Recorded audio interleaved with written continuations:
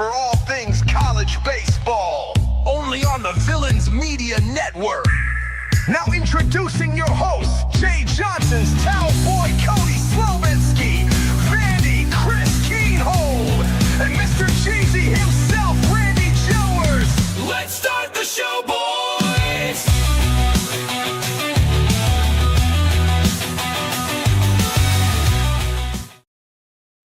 What is up? What is up? This is the Golden Broom Podcast. I am your host, Cody Slovinsky, joined as always by Vandy Chris.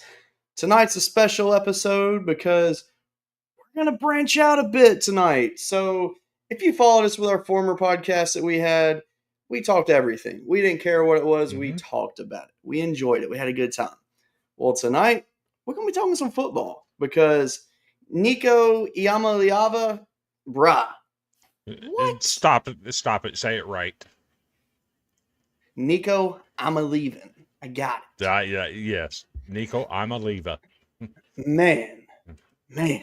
Like, I mean, obviously we're not going to dive deep into it right now, but this whole situation involving him is absolutely crazy. We knew it was coming, not necessarily with him, but just in general, because it's the way that the game is going. We know that NIL changes everything. We know that it's all about the money. Who can pay me the most? There's no loyalty to a team anymore. There's no, this was my childhood favorite. I want to play here forever. You have a select few guys that still, believe that and still ride by that. But the majority, it's not like that anymore.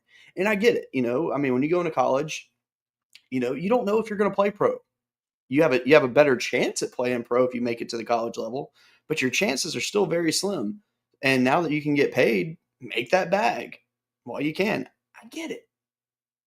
But we're going to dive into this tonight and talk about it because this is the most bizarre thing I've ever seen. But outside of that, Chris, how you doing this week?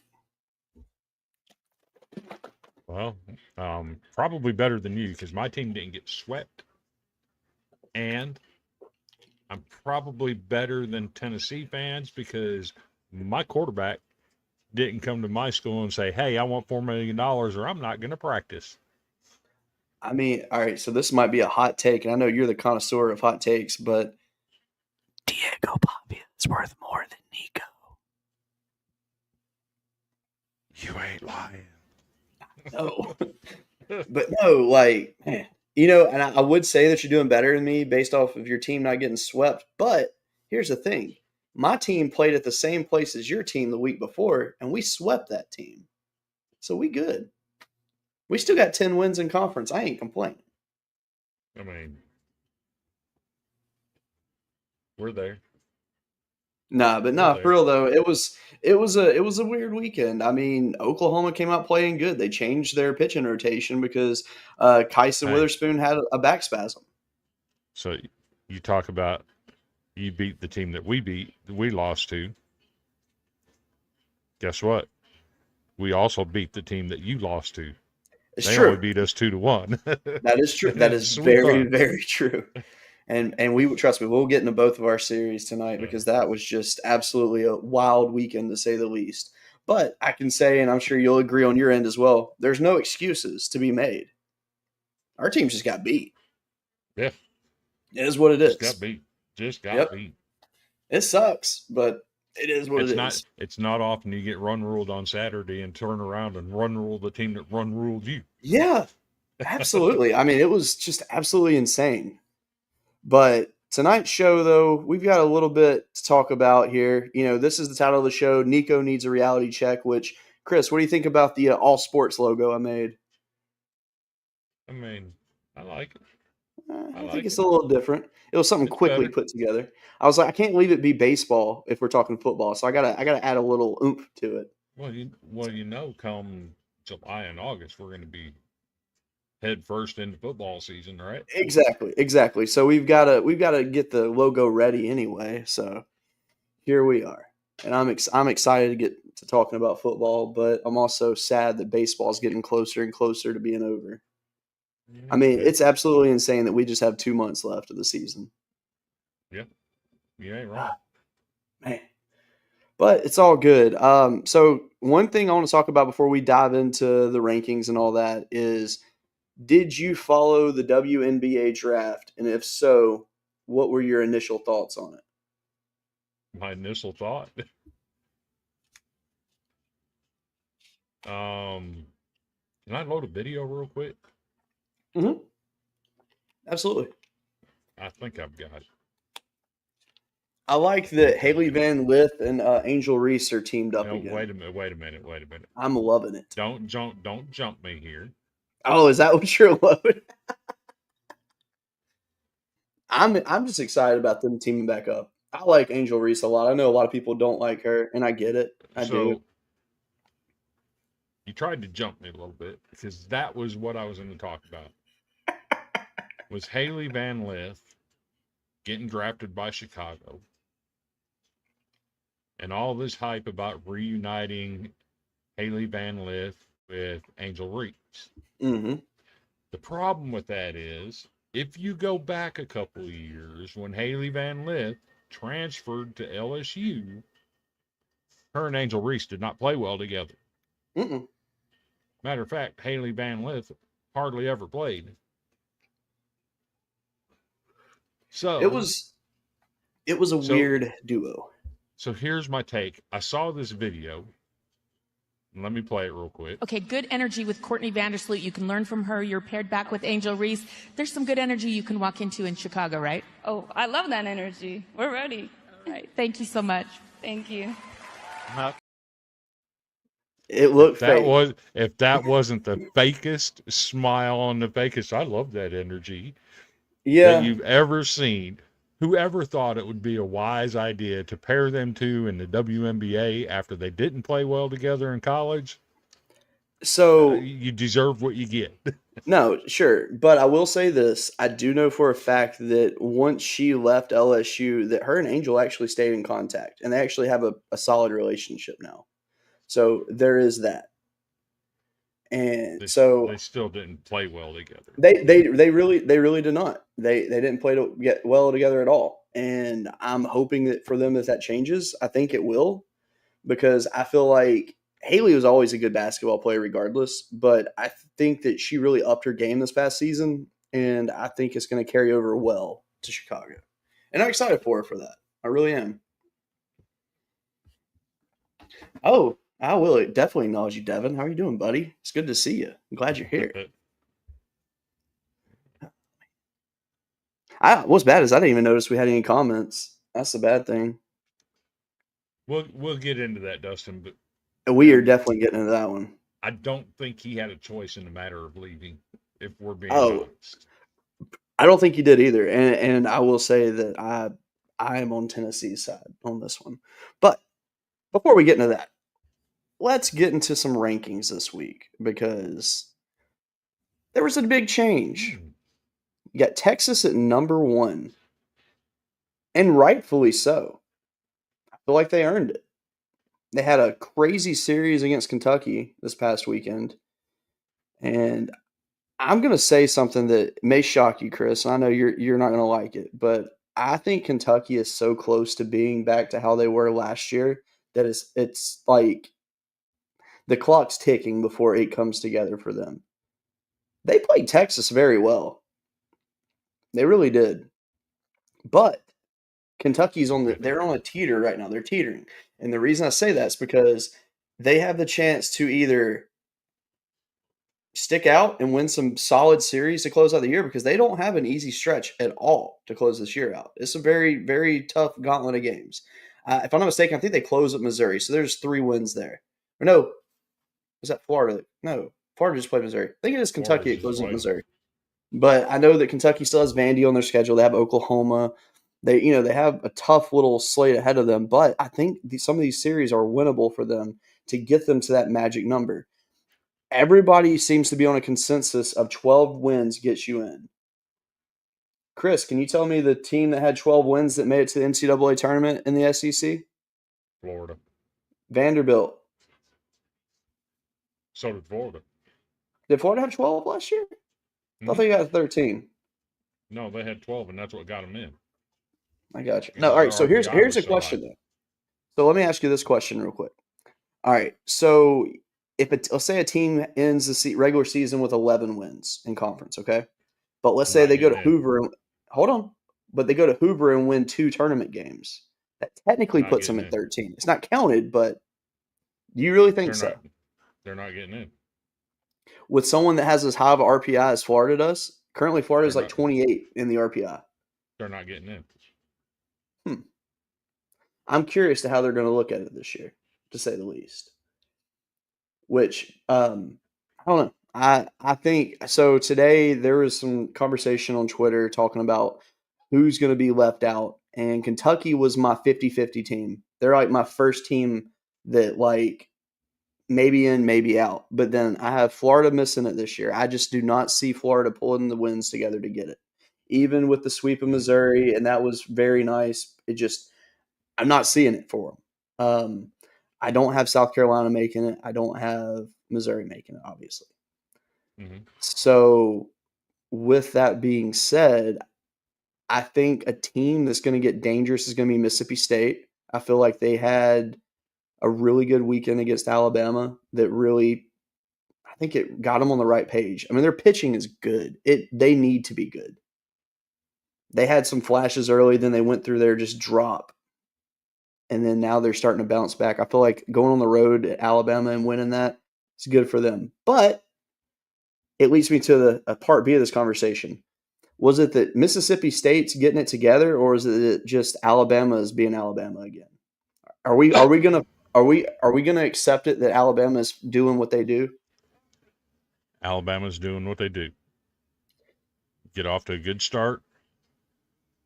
Maybe upset a team or two. Play a couple teams close in the SEC, and then the swan song happens every year. So, what do you think is going to take to get Alabama out of that slump? Because they're missing something. I don't know if they just needed to recruit a little bit better or what, but Talent, something is missing. But they have so much talent. but they don't. I mean, they have, I'll say, a top 10 player in the country in Justin LeBron. One player is not going to help you win when it matters. True. They have a very solid catcher in Brady Neal. They have, I can't remember his last name, that plays center field for them that's really good. I mean, they've got some dudes, though. Every team's got some dudes, but are they elite dudes? Brady It's Neal's fair. not. Brady Neal's not elite. He really isn't, and that's And a shame. and I'll tell you something. I think the recipe to beat Tennessee is out there. Oh, absolutely. I think that's coming too. Florida definitely has some defensive holes Mm-hmm. with some current high-profile players that are defensive holes. Yes. And when I say that, I talk about their catcher. And Tennessee's catcher's the same way. Those two teams, if you get on base, if you're not off to the races and running on them, you're asking to lose. Yeah. Because those two teams leave a lot to be desired at the catching position. Yes, sir. Okay. There you go. I like seeing some IU support in here. That's awesome. Is that I Iowa can't or even is it hate on Terry. Indiana or Illinois? I'm thinking it's Indiana. If I had to Robert guess. Carter, if you're still here, is that Iowa, Indiana, or Illinois? And on Terry saying go Bruins, man, celebrate it, enjoy it, embrace it, man. They're doing good. I'm proud of them. They've really gotten Too it bad. together. Too bad they're chasing Iowa in the Big Ten standings. Hey, I mean, but that's not a bad thing. And honest to God truth, I mean, But if you remember, who called the Bruins might be a team that came over from the Pac-12 that might be able to make some noise in the Big Ten because they sure. always have elite level pitching. Yeah, and I mean, let's be real. UCLA should have been really good. Yeah, be nice, Chris. Come on. I'm being nice. I'm just being honest. I apologize for Chris's rudeness, Nate. I really do, my friend. If you're not running against Florida and Tennessee, you're asking to lose. So, yeah. Which, by the way, shout out to the Florida third baseman. His name's slipping my head right now, but he hit 3 home runs tonight in their run rule win over Stetson, which is honestly, that's a great win. It really is. That's one thing I can say. Florida may be slipping in conference play, but their midweek performance has been pretty solid this year. I give them their props.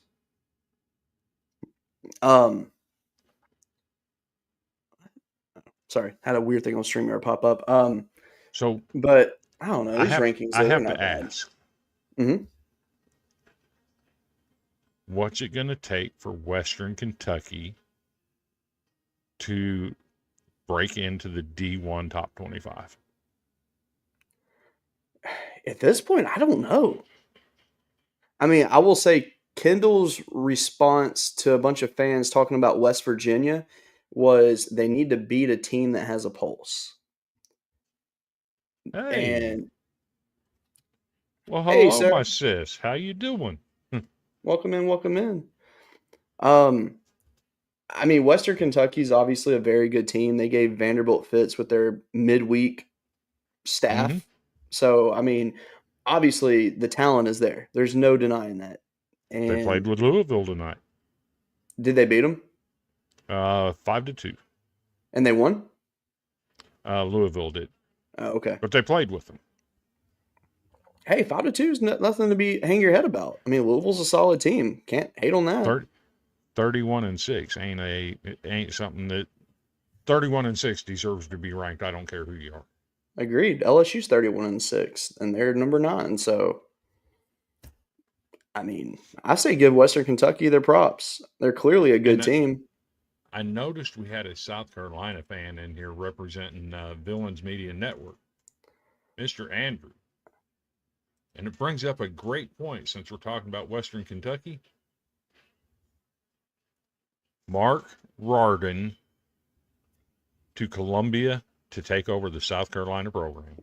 I'm calling it. I don't think he leaves, man. That's the job for him.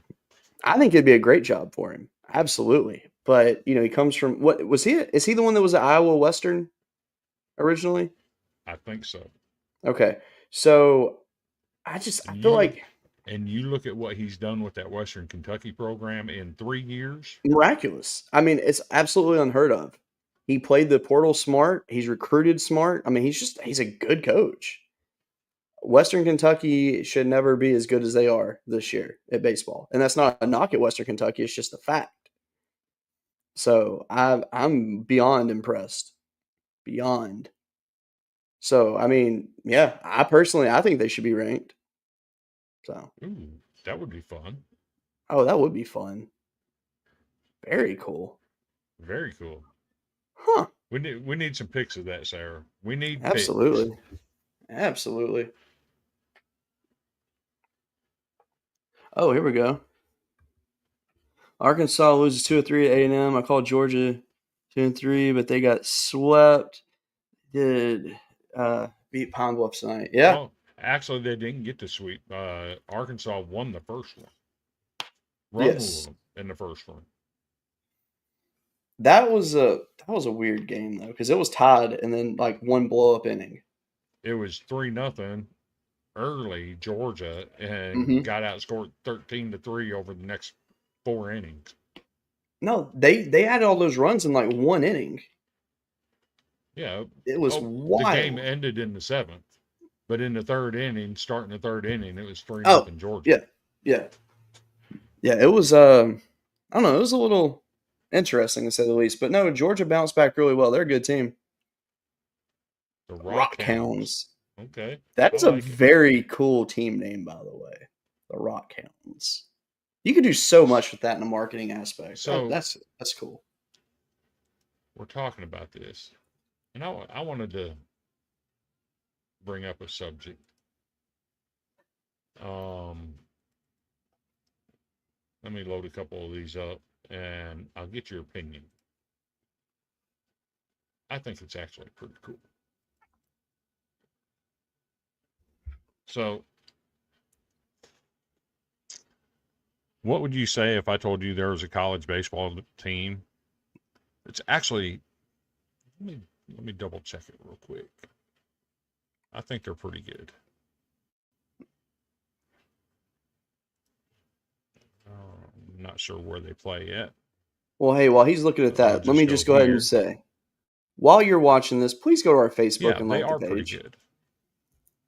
Just need you to like our Facebook. That's all I'm asking We're at for right 94. now. We need 6 more. I know. 6 more. I need to advertise it more though too. I haven't really been advertising it. I'm going to do that here soon. So, if I told you there was a current college baseball team that's 24-5, they're 14-4 in their conference. They're on a 12-game win streak, which, by the way, we need to make a hot streak for them. Yeah. That has a field that looks like this. Oh no, they're 27-5, my friend. No, I'm currently they're 20. watching their baseball game right now. Is the only reason I know. They're 27-5, 14-4 in the Southland, and they're currently losing 9-3 in the 6th inning. According to Warren Nolan, they're 24-5. Well, Warren Nolan is wrong.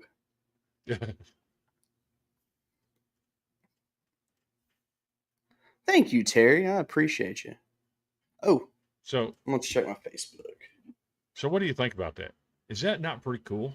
It is. It really is. The only thing I'm going to knock them on, because I feel like I have the right, because I have family that went to McNeese. They need more seats. Yes. Big time. Yes. That could be a special stadium. While I was looking at it, Northeastern has a colored field. Their infield, their base path is red. I mean, it's bright red. And I love it. And I love what McNeese has done to their state, what they've done to their baseball stadium. So I got to thinking, right? What would this look? What would you think if an SEC team did this?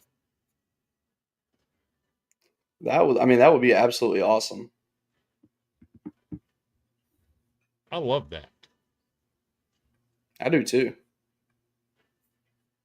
I mean, what's your opinion on a colored field? I think it would be fun. I think if Boise would get back to a baseball program, I think they would be the first team to do it. Also, here is Sarah's picture behind the caravan, Chris. Okay. Very cool. Very, very cool. Picture it didn't happen, and we get pics. There you go. Okay. But yeah, I think a colored field would be awesome. I'm game. Let's see. We need a burger that represents the halfway point of college baseball, as well as the silly season called NIL. Yes. So combine NIL and college baseball and see what you come up with, Terry. Yes. Yes. I'm all for that. All right, let's look at our league standings right here. Texas at 1, Arkansas 2, Tennessee 3, Georgia 4, LSU 5, Auburn 6, Ole Miss 7, Bama 8, Vandy 9, Oklahoma 10, Kentucky 11, A&M 12, State 13, Florida 14, South Carolina 15, and not even going to say the last place team's name because they don't deserve it at this point. They've given up. But it just doesn't surprise me at this point. It is what it is. But here I want to jump to my power rankings. And I'm doing my power rankings based off of the week, not based off of what they've done all season. I don't care about that. I want to know what they're doing right now. So that's why I moved some teams down. I didn't change my numbers, but I don't care. I meant to do that and I totally forgot. It's all good. So as you see, I have Texas at 1. I moved Georgia up to 2 because I was very impressed at what they did. Tennessee, I put them at 3. Why not? It was a good series win at Ole Miss for them. Auburn, put them at 4, man. Why not? That was a good weekend for them. I bumped Arkansas down because they lost the series to Georgia. LSU went down as well, but they're fine. Put Oklahoma next. State ahead after them. then A&M, then Ole Miss, then Kentucky. I put Vanderbilt under Kentucky on purpose, by the way, because Kentucky beat Texas in a game. So that's awesome. That was the difference maker We for haven't me. played Texas. I understand that.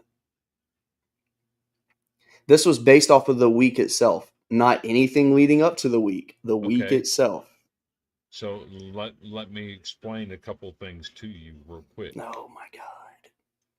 Mississippi State beat Oklahoma 2 out of 3. Okay. You can't put Mississippi State behind them. Sure I can. You can't because they're better. I literally did it. They're better. But I did it. And I'm not going off of that, though. I don't care what they did in the past. I care what they did this past weekend, and that's it. Nothing beyond or anything. And Vanderbilt swept Texas A&M. Okay. You can't have Texas A&M ahead of a team that swept them. A&M's hot. Okay, I'm going based off of swept. this past weekend only. Nothing before or after. Only the 3 games from the weekend. That is it. I like can't agree to that. That's fine. I told. When you give me your power rankings, I will do your power rankings. You have to take into consideration who has beaten who, because you can't put a team ahead of somebody that has already beaten them. You just can't. I guess. So we have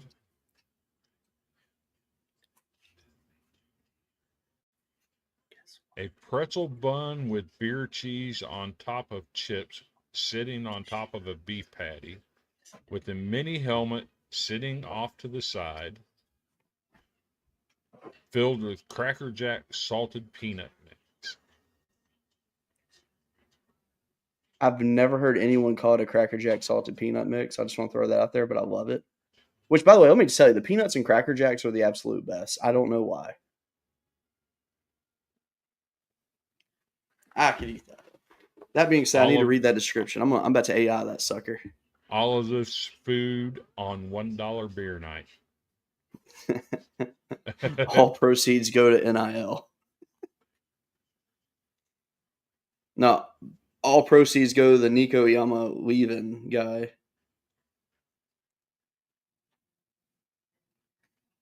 I gotta find out where he commented on that.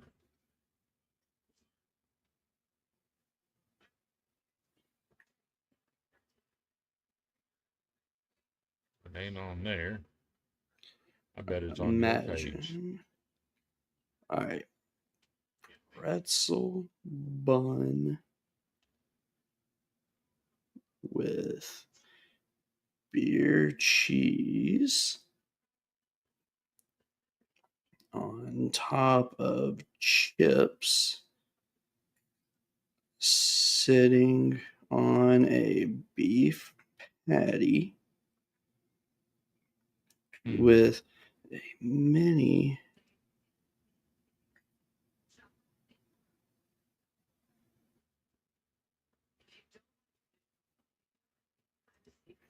All right, let's see if AI can generate this. Because if they do, I'm impressed. If they can't, then it is what it is. I'm trying on this one. I mean, okay, this is not bad. It's not great, but it's not bad. For some reason, they put Chex Mix there. I don't understand why they put candy, but I can't figure out where he commented on it. all right, let's see here. I mean, this is close.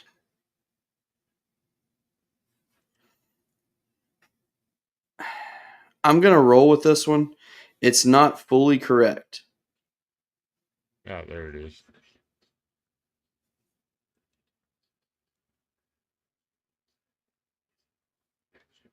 Watch this. I'm gonna try it. But that, I mean, it looks good, so I'll give it that. All right, accept, save downloads, media assets. overlay. It's amazing how fast this works. Stupid. There we go. It's uploading now. I will show you a picture of this burger as close as it could get from AI to give you the idea. You see the beer cheese, see the chips under the patty, pretzel bun with a mini helmet that says it's Epors. I mean, it's close. It's definitely close. It doesn't look like Cracker Jacks, but that's about as close as I can get. I'd eat that. Only at Terry's Sports Bar. I like it. I like it a lot. But hey, while we're doing this, let me see that image again. All right. Okay, that's. I mean, that's pretty. It's pretty on point. I don't see any miss there with it. I think it's about right. Because this is what mine came up with.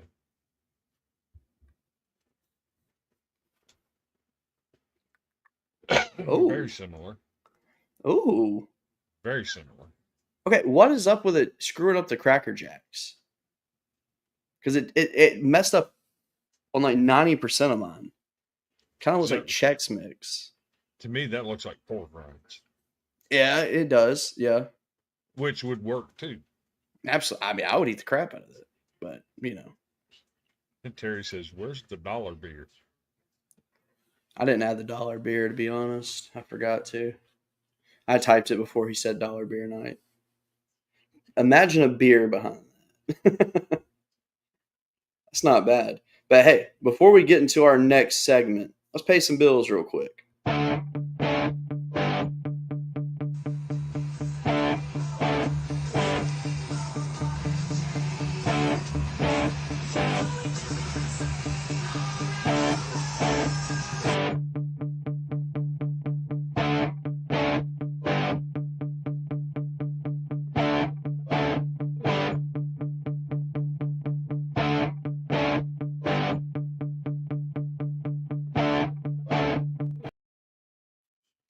If you're in South Carolina, go see the man Jimbo himself to get tatted up like Andrew Anderson, who is a human canvas.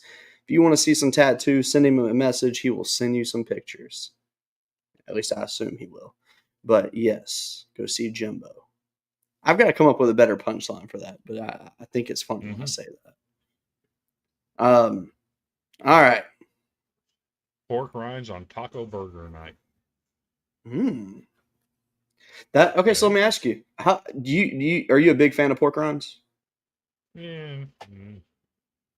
Well, I will tell you. Eat a few here and there every once in a while.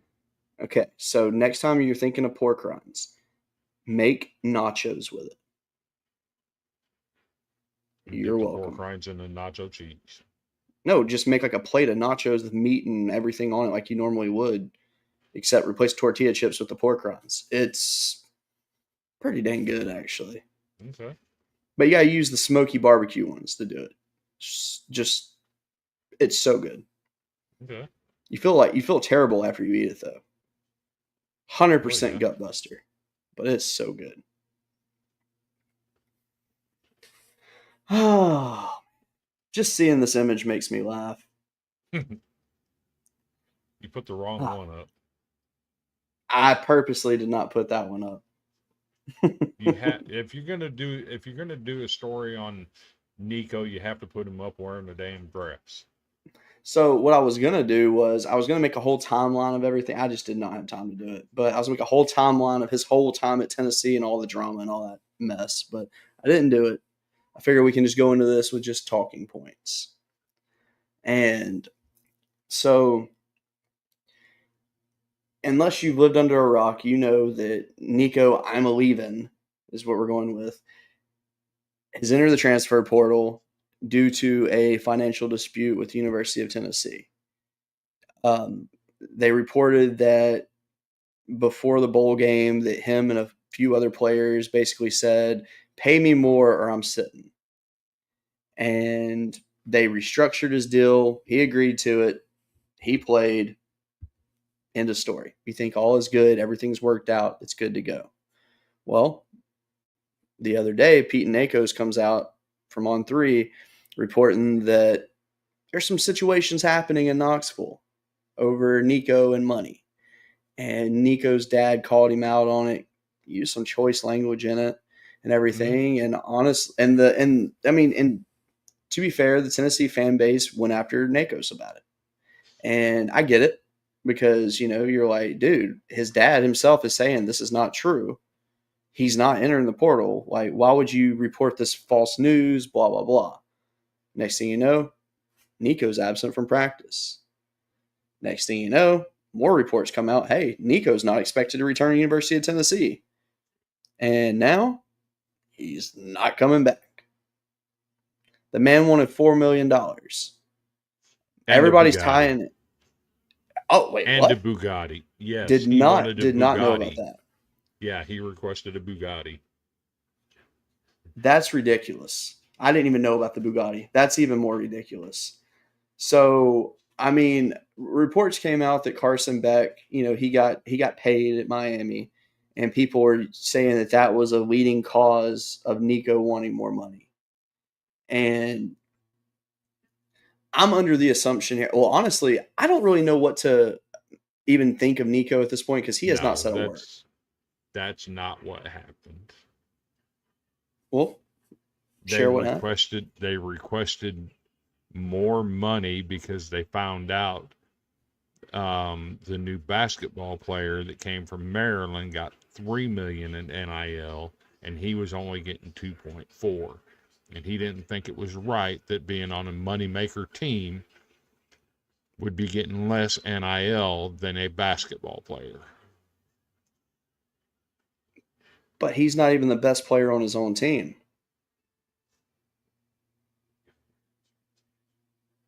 I'm just telling you. Okay. That makes it a little weirder. Let's be real about his career at Tennessee. Is he a good quarterback? Yeah, he's a fine quarterback.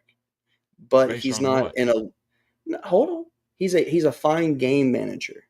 He's not based on what? They made it to the college football playoff. He's not the reason they made it to the football playoff. Make no mistake. All he did was hand the football off to Sampson, the running back. Yeah, Dylan Sampson. Yeah. No, that's all he did. You're right. Yeah, he couldn't hit a wide receiver more than 10 yards down the field. Couldn't hit him. And he had some dudes at receiver. It's not like he didn't have targets. He had Squirrel White. He had Broom McCoy. He had Kitzelman. He had dudes to throw to. The talent was there for him. Mm-hmm. He just never got together. Now, what I'm wondering is this. Is it a situation of he's a very good camp quarterback and it's just simple as that? Or is he just in the wrong system for his style of play? Because you want me to tell you? Yeah. You want me to tell you what these ratings periods where these kids get rated? Mm-hmm. They play 7-on-7. Mm-hmm.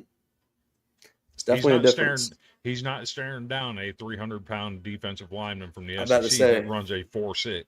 You're playing schoolyard football at this point. So what we saw in his highlights from 7-on-7 stuff don't translate to a college football field in the SEC. They just don't. Sure. I agree. He was overvalued based on 7-on-7 highlights. But yeah, I hate to tell you, Terry, we've already got our quarterback, and the word on the street is he's going to UCLA. That's the word on the street. That is the word on the street right now. But it makes me wonder about something, though. Would he go to a school like Kansas State? No. And the reason I asked that, the reason I asked, because I know obviously Kansas State's not going to pay him the money that or even come close to matching what he's requiring. But, Avery Johnson left Kansas State, and next thing you know, everybody from Tennessee's following him, all the coaches. one can assume that he is probably going to go to Tennessee. If I had to guess, that's where I would assume he would go. He would fit the offense well. He would do fine. Great quarterback. I think he's a step up from Nico personally.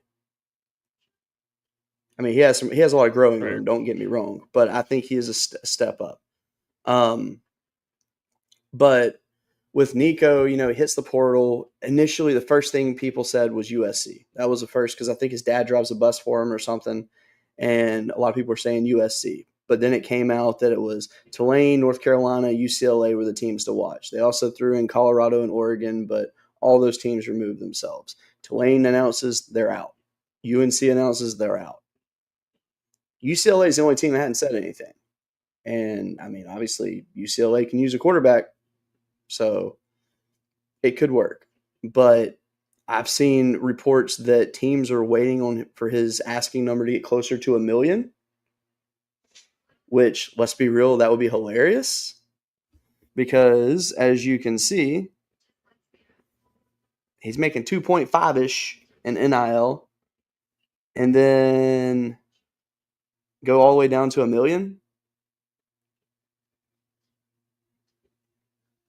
Was it really worth it? Because see, I think his camp had this idea of they do this tactic of, well, I'm just entering the portal then. If you're not going to pay me, I'm gone. And he thought that, they would call his bluff and they would be like, oh, no, we want you. Here's your money. But it didn't go that way. And I'm sure you'll agree on this, but hats off to Tennessee for putting the boot to a kid who is their starting quarterback for 2 years over this because, I mean, let's be real. I don't care how good you are. You act like that, get out. So, number one,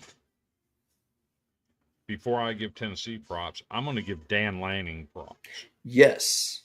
Because Dan Lanning called Coach Heupel on Thursday night and told him, hey, his dad is out here shopping him to other teams. Might have been Wednesday night that he did it. But he called Coach Heupel and told him, hey, his camp is shopping him to other teams. And we know that he was shopped to Texas Tech, Oregon, and Alabama.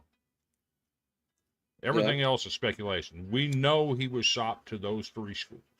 We know it. My question is this: why would he have been shopped to Alabama? He would have to sit out a year. And that would make no sense because they have quarterbacks that are better than him already. He was shopped to him. That's all we can say. But credit to Dan Lanning for calling Coach Heupel and tipping him off that this was going on. Yeah. Yes, I'll give Josh Heupel credit for standing firm and saying, okay, we've had enough. But all eyes have to be on Coach Heupel right now. Oh, 100%. And let me take you down a road of recent history of how we got to where we're at now. The class of 2023. Jalen Rashada, Nico Imaliva. You look at their recruitment. You look at the money bags that were thrown out and who was involved in that. Tennessee, Florida, Miami. Miami has a guy in prison right now for money laundering because of what he was doing in NIL stuff. Yeah. These are the teams that are responsible for getting us to where we're at right now. Now, what's Coach Heupel going to do going forward? Oh, we already see. He's talking to somebody that's in the portal. Before the portal actually opens tomorrow. Again, all eyes are on you, Coach Heupel. If you're going to toe the line, toe the line. Don't be bending the rules.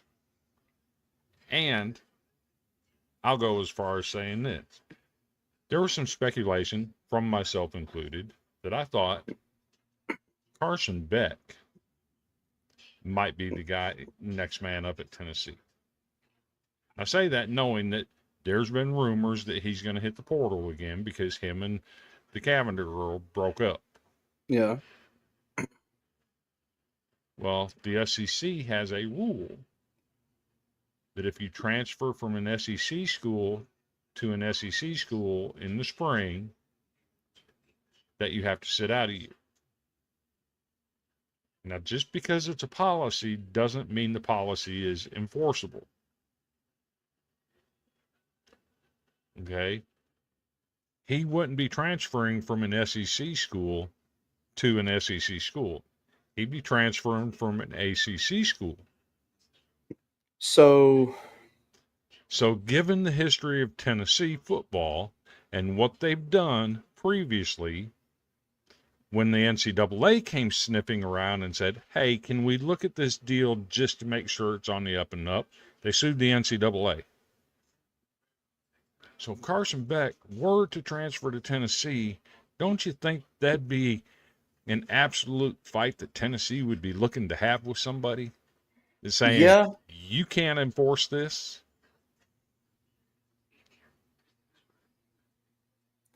To me, I think that so. sounds exactly like what Tennessee would do.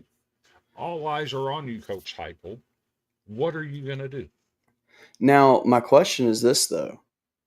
With him only being at Miami for a couple of months, I mean, at this point, if you enter the portal, whatever classes you're taking, that's not going to carry over. And it's probably too late to enroll for a semester. So I'm assuming he would just be off till the summer semester, per se.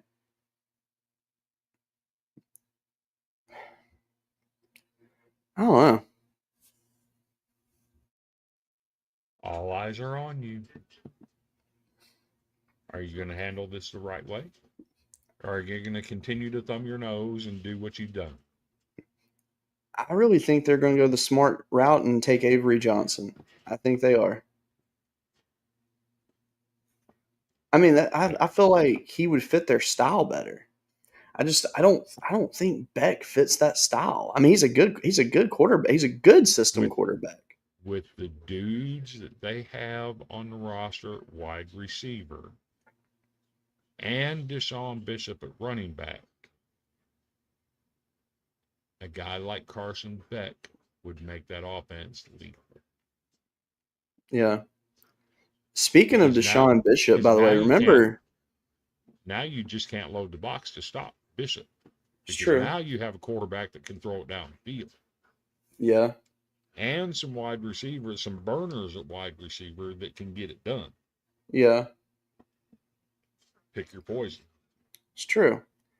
I mean, do you think there's a fair argument for Beck, though, if he were to hit the portal and go to Tennessee? I don't see it happening, but I mean, or would he be in an Osuna situation where he's just stuck in limbo and wasting his time? 100% Tennessee would file the lawsuit and say, you can't enforce that policy. Yeah. So. Because you're hindering his ability to make money. That'd be the exact argument Tennessee will make. It's the exact argument they've made in other cases. Yeah. I don't feel like Tennessee wants to go down a rabbit hole like that, though, at this point. I mean, I could be very wrong on that. I very much could be, but I really just monitor Avery Johnson because I really think that that's going to be their guy. And he will get everything he wants from Tennessee, guaranteed. But remember, though, a few months ago, Deshaun Bishop was rumored to go in the portal because of Mike Matthews. Yeah. So it shows that, I mean, Tennessee will pay, and obviously we know Tennessee has NIL money. It's not like that's an issue, but I would not pay Nico what he asked for. He ain't worth it. I say it like that. All right, if you want money like that, earn it. prove yourself. Because look, like, okay, I'm gonna throw my homer hat on right now, but Garrett Nussmeier, LSU. This will be his fifth year at LSU now, I think, or maybe his fourth. Mhm. Yeah, fourth year, and he could have gone pro after last year, but he came back. This kid was in high school. He commits to LSU, starts recruiting the mess out of people to come with him. And ever since he's been there, he's been dialed into LSU. He could have hit the portal when Jaden Daniels came in because he could have taken it as, oh, they don't believe in me, so, and they're getting someone else to run the offense. I'm out. But he didn't do that. He stayed there, showed his dedication, understood his role, came in, perfected his role when needed, and is now taken over. And he looks like one of the most upstanding gentlemen in the world right now. So, I mean, and then heck, look at Diego Pavia. Let's go there with him. I mean, my God, after last season and him getting, his waiver to, play another year, he could have easily hit the portal and went somewhere else. Easily. But he didn't because he's loyal. It's his mindset, and I respect that. And I think it's more of his loyalty to Jerry Kill more than anything. But obviously he loves Vanderbilt and he loves everything about it. You can tell that he bleeds the black and gold for them because he's a stand-up dude. But Nico, though, man, that just, I never really knew much about him. I mean, obviously I saw his film and all that, and I watched him play in college, but like on a personal level, I didn't really know much about him. I didn't really care to research that or anything. I mean, but one thing I will say is that if my son grows up to be a standout athlete in any sport, I will never, ever jump in there and be like, hey, we need to get out of here. You need more money. You need more money. No. Once your kid's in college, that's their business. If they got an agent, let them work through their agent. Do not get in your kid's ear about getting more money. My God, if your kid's already making $2.5 million a year, he doesn't need any more. I mean, what about like in the past, these kids going to college and having to work jobs on the side to, support themselves while playing in sports? There's plenty of situations of that. And now, I mean, these kids are getting paid. They don't have to worry about that extra struggle. Because a lot of these guys that made it to the NFL, they have a real backstory. Now you're going to have a bunch of prima donnas going to the NFL where they're like, oh, well, I made $5 million in college, and now here I am getting my rookie contract, and I'm, whatever. And they're already loaded as it is. I mean, I don't understand trying to hold out to increase your money at this point. $2.5 million a year. Why does he need more? If he wants more, play better and earn it. But that leads me to something I want to ask you about. All right, obviously, and again, I think you're probably on the same page with me at this, but I think that they need to get to a point in the NIL where obviously there's like a salary cap, and I know they're working towards all that, but I think there needs to be like a pay scale where like, okay, if you're a freshman, here's your freshman max you can get. If you're a sophomore, same thing. Junior, same thing. But I think there should be like incentives as well. Hey, if you're the starting quarterback and you lead us to 8, if you get us bowl eligible, you get X amount. If you get us to 10 wins, you get X amount. If you lead us to a conference championship game appearance, you get X amount. Win it, you get X amount. If you win the Heisman, you get an X amount of money. If you lead us to the college football playoff, you get an X amount of money.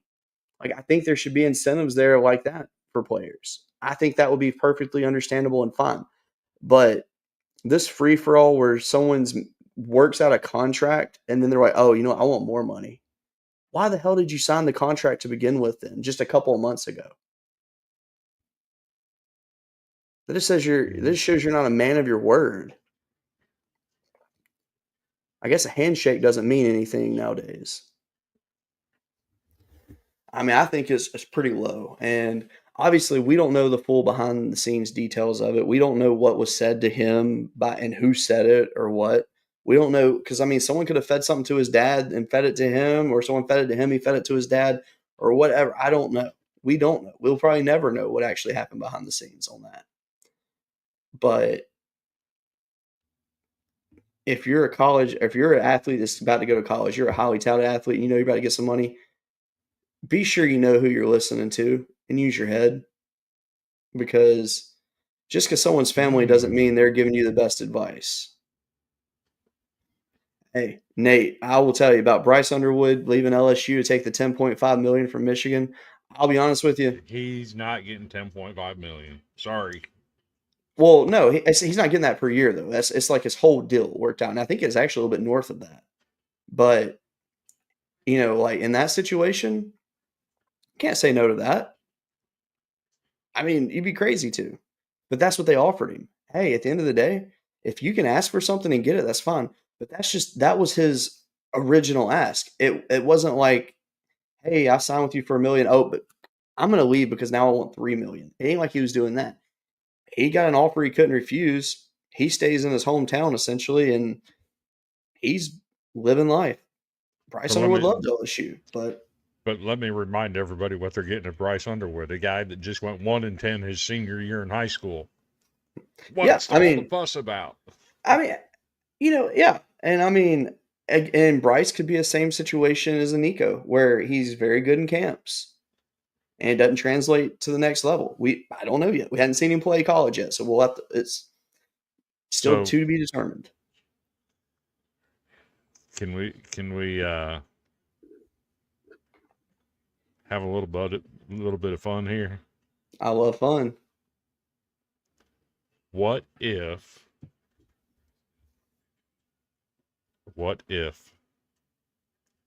I'm pretty sure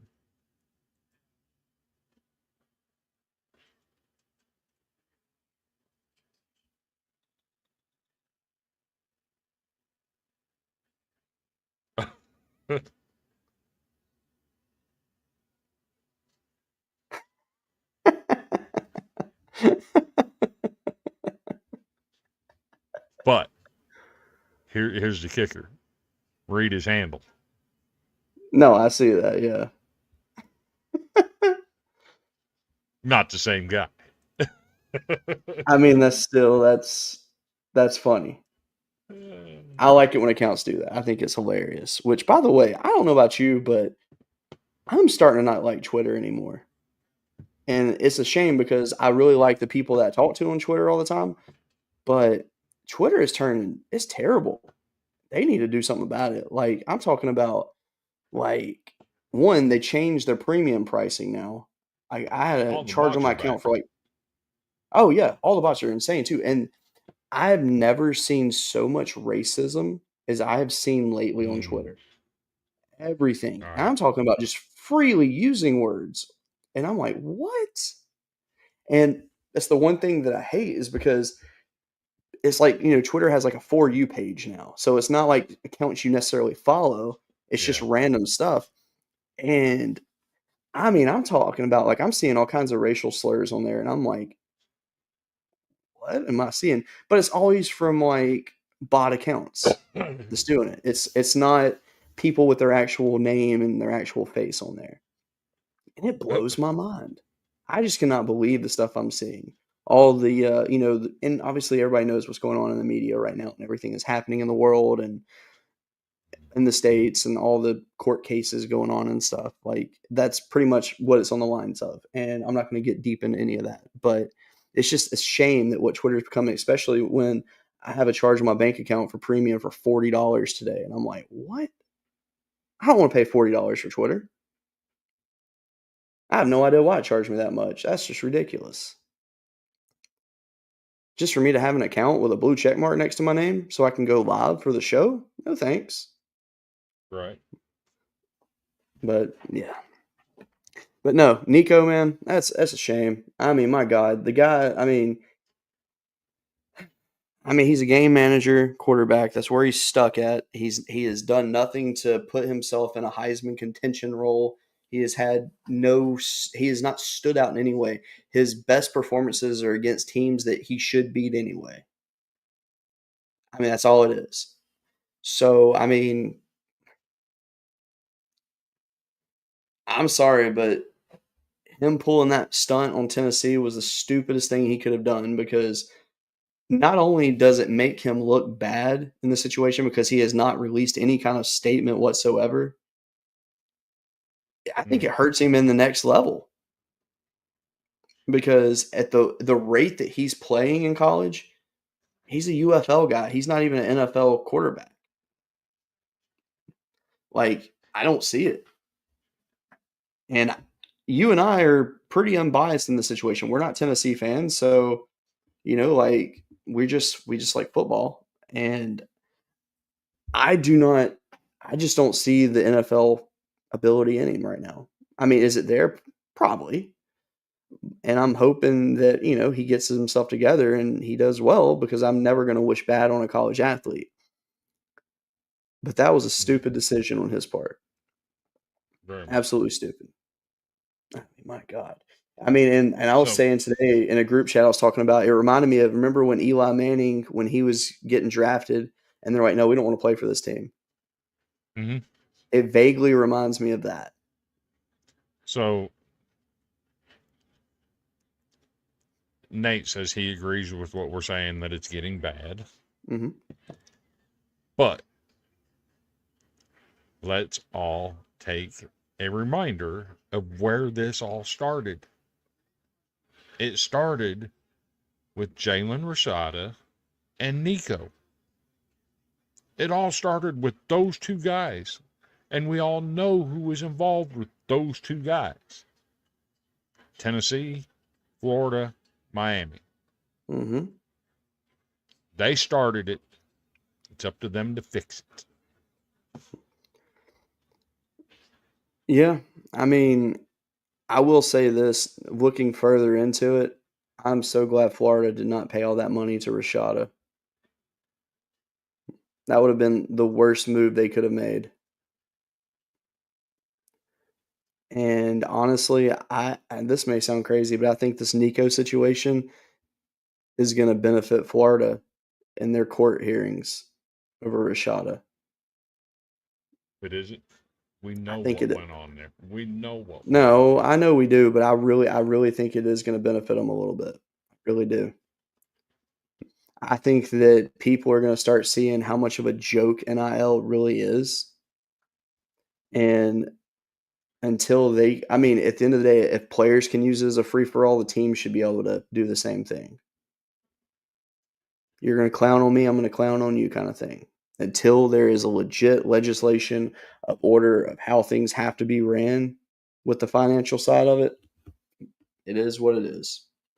I think if a team says, I'm going to give you $50 million, and then last minute they say, I'm good, never mind. Okay. Do it. Why not? So I think the revenue sharing that's coming in is going to help curb some of this. Sure. Absolutely. But how much? With the amount of money that some of these players are asking for, I mean, it's not going to, I don't know. I guess in a way, if you think about it, it's kind of like when you see like some of these meme coins and all that, like when you see like the stock market, right, when Doge went into effect back in the day and everybody bought into it. And for that short span, so many people made so much money and then it just curbed. And I think that's kind of how NIL is. Everybody that got in early, they made out well and they ruined it for everybody else. And that's what we're about to see. But it's NIL is the stupidest thing I've ever seen. And this shouldn't be the argument though. It should be like NIL is great because I was for players getting paid. I always have been. I think I've always thought that players should get a little piece of the pie. But I feel like people are abusing it right now severely. But hey, at the end of the day, until there's a legit rule in effect, do what you can, I guess. But I think though, if you're a player and you sign a contract, I think you need to be held tightly to said contract because, and see, I'm curious what the writing in the contract is. So, all right, they say, all right, Nico, we're boosting you up to 2.5 million a year. Okay. But like, what terms are in that? Like, is it required that you play a season for us? Like, I mean, I'm assuming obviously with him leaving that null and voids the contract. But at what point can a team say to a player, "Hey, you signed this contract with us, and you're leaving. Now you have to pay back X amount of money to the collective." Hmm. Because I feel like all that's coming. It's got to be. Oh, eventually it will. I mean, because I have a feeling that I think that the transfer portal is going to start to shrink a little bit once stuff like that goes into effect. Hmm. Because I like the transfer portal. I think it's good for guys to get another chance. But like how they did it back in the day where you had to sit a year, obviously more guys would not transfer. I mean, obviously there were certain waivers you could get to be eligible instantly and under certain situations, but I think now with all this potential change to NIL, I think that's going to curb it a little bit.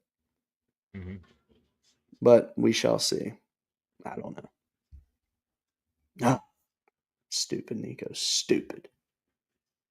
Let's see. Do you want to do the pick 'em right now, or you want to close out with the pick 'em? Mm, I like it when we close with it, to be I honest. like closing with it. Okay, let's close with it. Let's get to our broom this week because actually, you know what? No. I'm gonna leave the broom graphic there because obviously you need to get some Chinook seedery seeds, best seeds ever. Use promo code Golden Broom, 10% off your order. And I'm not saying that because we're partnered with them or anything. I'm saying it because I'm actually a fan of their product. Before we partnered with them, I bought their seeds anyway. I like them. They're really good. You need to give them a chance. Bobby Witt Jr. is one of the owners now. They got some good flavors, and I'm telling you, give it a shot. Get the sample pack, see what you like, and go from there. But I'm telling you, they difference maker in the seed game, better than Bigs by a long shot. That being said, the Dirty Jockstrap Award. I'm gonna go ahead and do it. This week we didn't really do a vote because we were talking about Nico too much this week in all of our chats. Well, honestly, we didn't really do a Golden Broom vote. It was more of just we assume everybody would agree on it. Yeah, But pretty much. which I mean, obviously, I think it's a very fair choice of who won it. But for the Dirty Jockstrap this week, this team, tons of hype coming in the season by some of their fans, me, and um, they really crapped the bed this past weekend, and they earned their spot on this list. And I will explain it after I play the video. Dirty jock strap, wear it with pride. Spray the feel funky, let it stank vibes ride. Play so busted, put your name on the plaque. Dirty jock kings, ain't no going back. Bases loaded, swung for the air, whiffing ghost. Coach lost his clipboard, y'all roasting his toast. Fans in the bleachers, heads hanging in shame. Mascot dipped early, can't bear the blame. The dirty jock strap, wear it with pride. Spray the feel funky, let it stank vibes ride. Play so busted, put your name on the plaque. Boys, the LSU Tigers did it.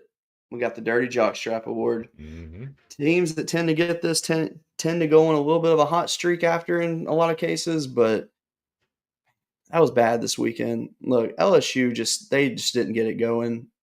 Auburn is a tough team to play on the road. When we won the national championship a couple seasons ago, we lost our series at Auburn. Auburn's pitching stepped it up. Former LSU player Sammy Dutton lit it up and had his redemption game. Did fantastic. Bats couldn't get going. Nothing but bloop fly balls getting called in every direction. Outfield couldn't get it together. Misjudging hits all night and just could not get their lanes right. And it was just a nasty weekend. So LSU, you are our Dirty Jockstrap winner of the week. That being said, wear my Hayden Travinsky shirt tonight. Love that dude. Shout out Hayden Travinsky. Always rep. That was the first time LSU has been swept against Auburn since 1988. Absolutely insane. Great win for Auburn. Terrible weekend for LSU. That said, there was a positive. The bullpen only allowed one earned run all weekend. It was our starters that allowed the runs. But the starters didn't do bad. It was the defense that didn't do any favors for them. And our bats, obviously, were doing nothing. So it is what it is. That being said, let's move to the Golden Broom Award, the award for the team that won their midweek and swept their series, voted on by the administrative team at College Baseball Smack. brought to you by Chinook Seedery. We shout them out once. We're going to shout them out again. Use promo code Golden Broom for 10% off your order. Get the sample pack. Find out what you like. Move on from there and enjoy it.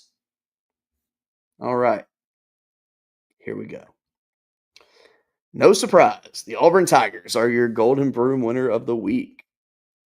After sweeping LSU, I mean, that's just a great accomplishment to have. But midweek, they go to Atlanta and beat Georgia Tech in a very good game, by the way, I may add. Mm-hmm. And right now, Auburn's hot. And the thing about Auburn that is really going for them right now is the fact that they have some good freshmen. Bub Terrell, he's from Thompson High School in Alabama, which is right down the street from me. That kid is an absolute stud. Yeah. I mean, a stud. He plays left field for him. That man was making web gem after web gem. He outplayed Derek Curiel in every aspect of that series. I mean, it was phenomenal. On-base machine. Chris Rembert, another great freshman they've got. And Chase Fralick behind the plate. Man, I mean, just a very good team Auburn's got. But on the right there, you see Sammy Dutton had a great outing on Friday night. At LSU, his freshman year, he had an over 7 ERA. Sophomore year, had a 6+ ERA. This year, on the other hand, he's one of the best pitchers in the SEC. And anyone that's followed his career knows that the talent's always been there, but sometimes a change of scenery gets it done for you, and it's happening. Obviously led by Ike Irish, who is just an on-base machine. Cooper McMurray, same thing. This Auburn team, they don't strike out. They get a lot of hits. They are just a good team. I mean, and don't get me wrong, they struck out quite a few times, but nothing that was alarming for Auburn. Like, they were really consistent. If they get a strikeout, they're getting like a double their next time up. Like, it's just, they don't stop. They're just a very, very good team. And the way Auburn's playing, I don't see them backtracking on this. I feel like they're just going to continue to be good. They're definitely an Omaha threat this year. I said Omaha, and you heard it correctly. They are definitely a threat. They are a very good team. They're coming off a series win over Alabama as well. I mean, they've got it going right now. Their pitching's really good. And the crazy thing is their pitchers that had ERAs that were questionable, perfect outings. Cade Fisher, that was at Florida, got lit up by LSU in the national championship, transfers to Auburn. Guess what? Has the best outing of his life on Saturday. Like, I mean, it was just great play by Auburn. They are such a good team. Man, shout out to Auburn, though. Very, very proud of them. Good team. I mean, you've seen them firsthand. You know it. But, I mean, all right. We should have taken 2 out of 3 from them because we had the game 1. Rightfully so. They know how to get the win. It makes no sense, but they are just that good. But this week, Chris, we've got some good games. Very good games. And we also have some series where some teams can actually get an opportunity to really move up in the SEC standings. I mean, a team like Oklahoma, they got Missouri. Missouri hadn't won a conference game. Can they finally, right that ship and get them a win this weekend? Possibly. There's no telling. But, all right, we'll start out. Ole Miss and South Carolina. Good series. South Carolina's, they're not looking too hot, but let's be real. I mean, they've got talent. They play every team they play them hard. That is one thing we can't take away from them. They just can't close it out. I mean, I'm taking Ole Miss 2 out of 3. See, I like that, and that's where I'm leaning as well. So one thing about Ole Miss, and I wonder if you've noticed this as well. Have you noticed that they do not have a good they're not good at closing out games? Nope. And that is their biggest issue, because if they could do it, they would have won the series against Tennessee. But they blew it. And it's not like that was the first series they've done it in. They've done it in multiple series this year. They just can't close out games that they should win. Because honestly, in my head, I was telling myself I thought Ole Miss could have won that series with Tennessee before the series started. Like, I really thought that they had it in my head. And they played good baseball. Don't get me wrong, they did. But when it mattered most, they crapped the bed. Next game, Georgia and Vandy. I would have been concerned if this was at Georgia. I really would have been. But this is going to be very interesting. Georgia's a very good power hitting team. They have a lot of power. They can score at any moment of the game. And the other day, they had their longest outing by a starter. I think he went 5.2 innings the other day. That was their longest outing of the season by a starter. Coming off a series win against Arkansas. Vandy's coming off a series loss with Oklahoma. I mean, what do you think? The doors are at home. Is there going to be some magic in Hawkins, or are we going to just see him continue just to do enough to get by? Like, what do you expect out of your team this weekend? I expect Georgia to come in there and boat races, but I'm going to take Vanderbilt wins one game. Okay. 2-1. Georgia. So let me ask you, from Vanderbilt's series this past weekend, I mean, like, what were some of your takeaways, that maybe some positives and some negatives that you noticed? When it snowballs in a bad way. Yeah, I noticed a lot of free passes were given up. Saturday was just, that can't happen. What did you think about Kyson Witherspoon, by the way? We didn't see him. Yes, you did. He pitched game 2. No, we saw his brother pitch game 3. He pitched game 2. His brother pitched game 3. The Friday night Witherspoon was out for the series. No, he was not. He pitched on Saturday. He was listed as out. Chris, he pitched. Look it up. I promise. Cade Crossland pitched on Friday. Kyson pitched on Saturday, and Malachi pitched on Sunday. Because I told you, he had back spasms, so they pushed him back a day. They didn't think it was serious. They listed him as out. And they changed it.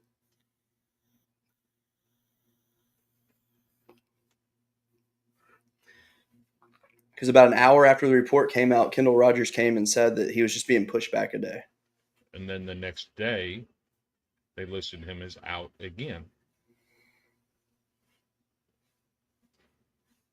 I don't see how they can list him as being out and then let him pitch. Well, I mean, you can always change it. Because initially they thought he was going to be out, but no, he went. But that wasn't my concern on Saturday. Trust me.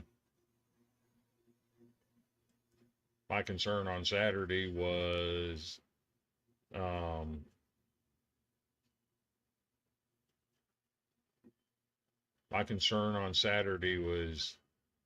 Cody Bowker. 5 hits in 3 innings, 4 runs, 3 walks, hit by pitch. Brennan Cyber, who's been one of our most consistent pitchers over the last 2 years, gives up 4 runs, 2 walks, 2 hit by pitch. By the way, Kyson Witherspoon, he threw a complete game in that game too. He went all 7 innings, only allowed 2 hits. Ethan McElvain giving up a run, 2 runs. You know, you can't have that. Yeah. But yeah, Kyson's Witherspoon's line, 7 innings pitched, 2 hits, no runs, no walks, 6 strikeouts, 1 hit by pitch, and he only threw 96 pitches. The takeaways for me were the Saturday game where you had 9 base on balls, 5 hit by pitches, and give up 14 runs. Yeah. Yeah, but to Oklahoma's defense, I mean, they are a solid ball club, though. I mean, they have good bats. Their series against LSU should have a star next to it because the weather conditions were absolutely horrible. That was a hard series to play in. That's why it was so low scoring. I'm telling you that the Oklahoma team is legit. They are. I don't think it's anything to hang your head on. I think that, obviously you saw some similar issues. I mean, McElvain had a rough outing out there, but you know. The takeaway is when you come in as number 3 in the country and strike to ball ratio. Yeah.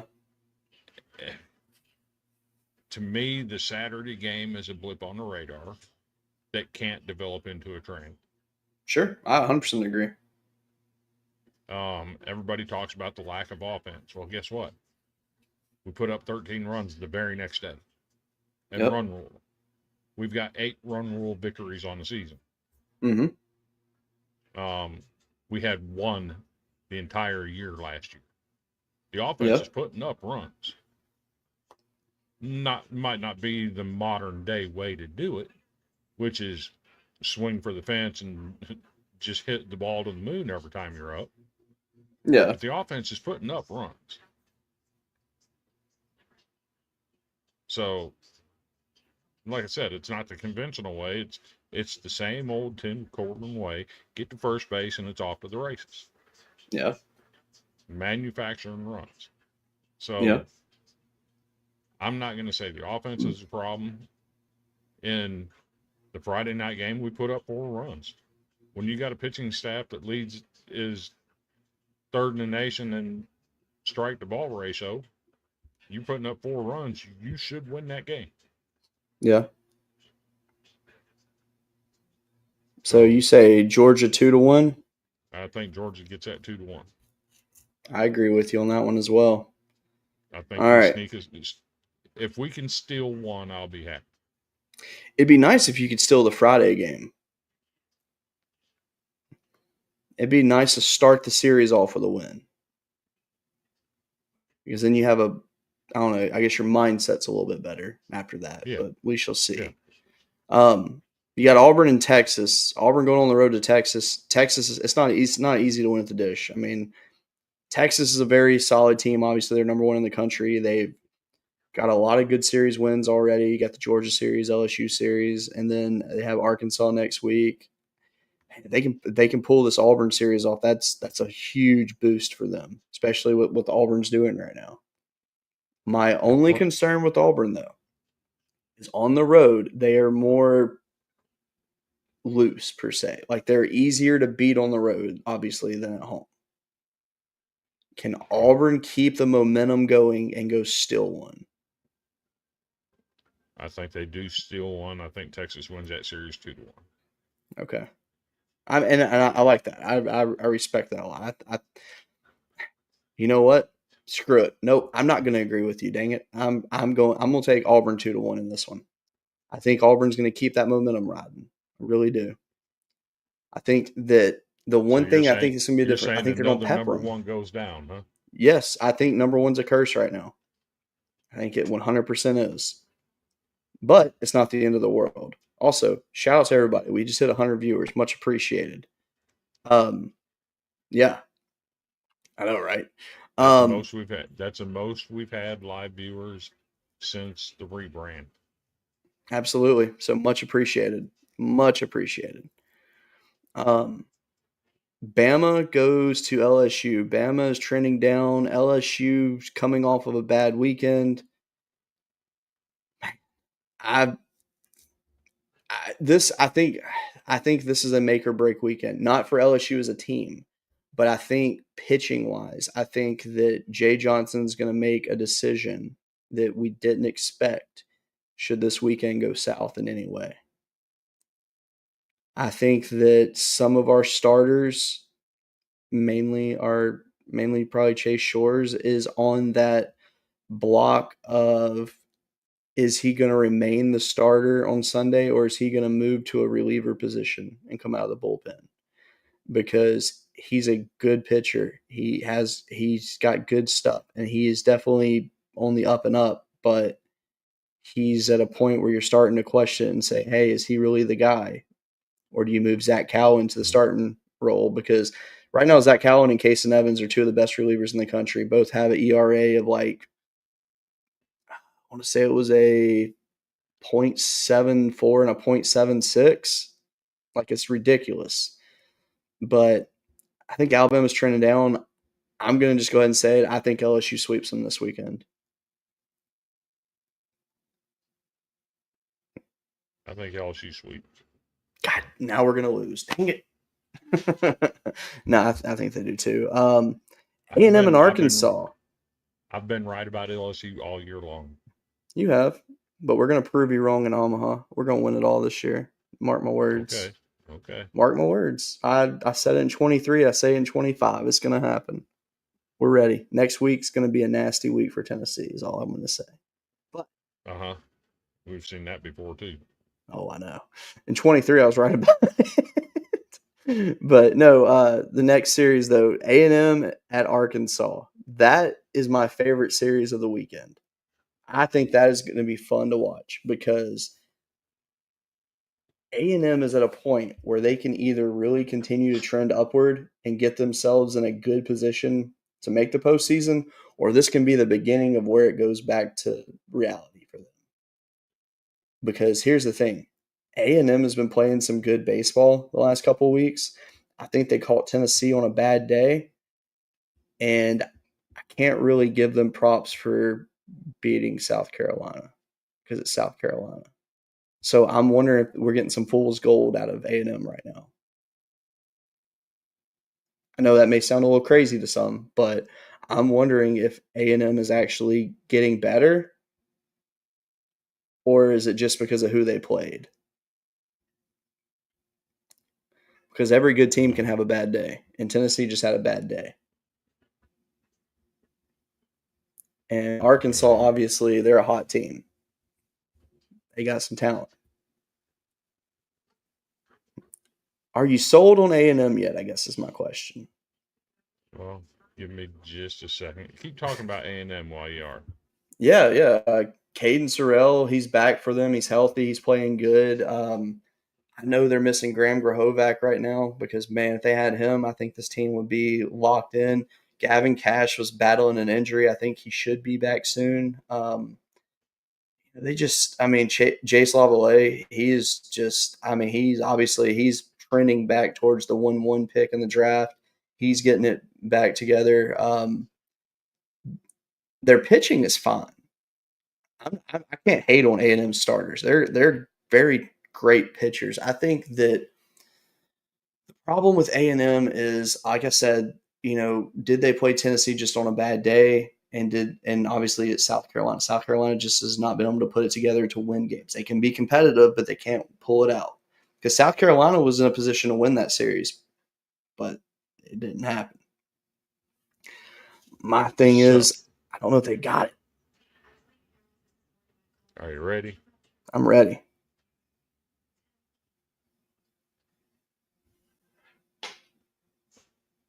Texas A&M goes into Arkansas. I think they take all three.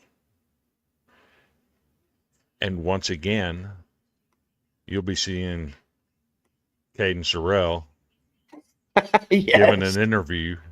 And I don't care what he wears, as long as he's hitting the ball the way he's hitting the ball right now. That man can wear whatever he wants. And I think they go in there and absolutely get it done. I like it. I do. And you ain't lying. Damn you, Sorrell, damn you, Tennessee, for not sticking a fork in them guys.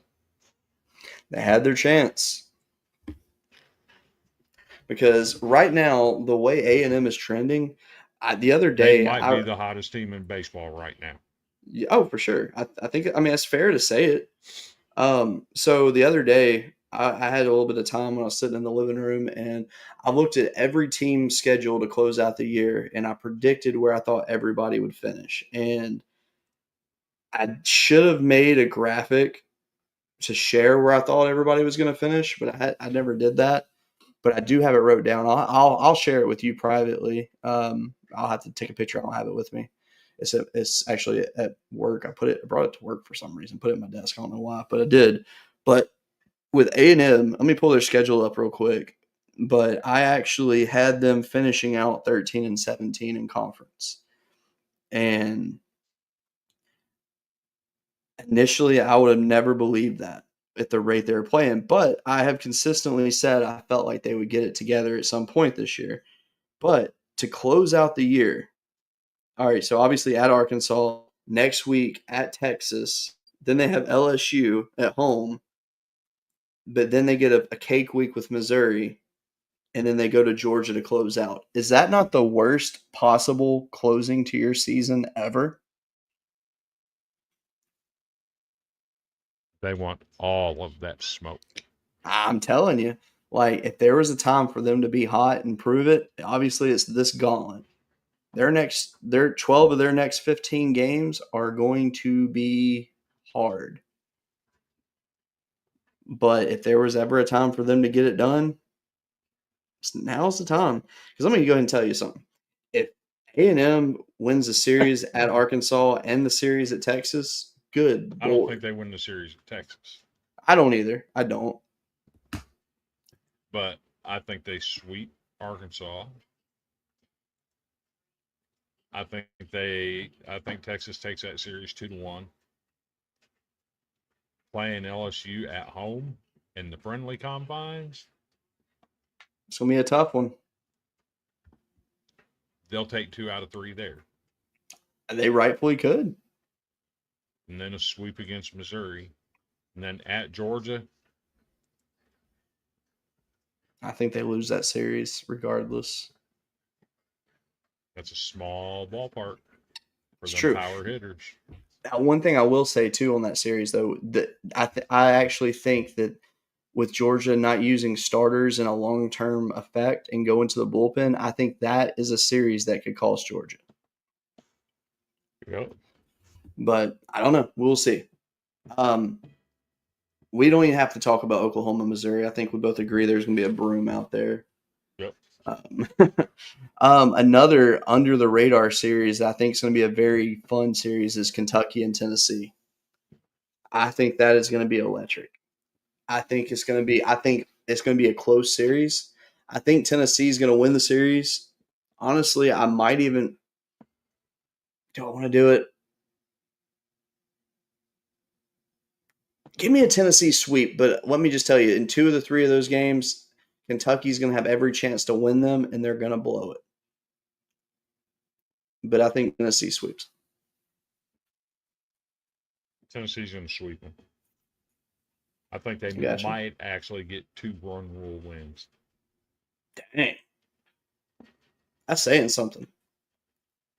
I'm telling you, I'm not.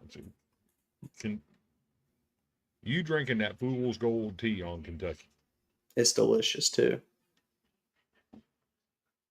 Matt put Told extra y'all. sugar in mine. Told you at the beginning of the year. Don't bet on Kentucky. Because they lost everybody that made that team go last year. And then 3/4 of the guys that they targeted in the portal went to the draft. Yeah. I guess we'll see. It's patchwork. All right, so let me ask you, if Kentucky beats Tennessee 2 or 3 this weekend, what do you say next week? Do you say they got lucky? I'm going to go on a deep dive on Tennessee and really examine what they got. Gotcha. Because Kentucky's not good. I guess we'll see. The final series of the weekend, Florida at Mississippi State. Mississippi State's coming off their best series win of the year against Alabama on the road. Florida's coming off a sweep against Missouri. Weather impacted that series. They had to play some 7-inning games, but Florida got the job done. Tonight, Florida run rule Stetson. What do you think? Can Florida get back on track and pull a series win out this weekend and start trending in a good direction, or is State going to just hold them out and keep it going?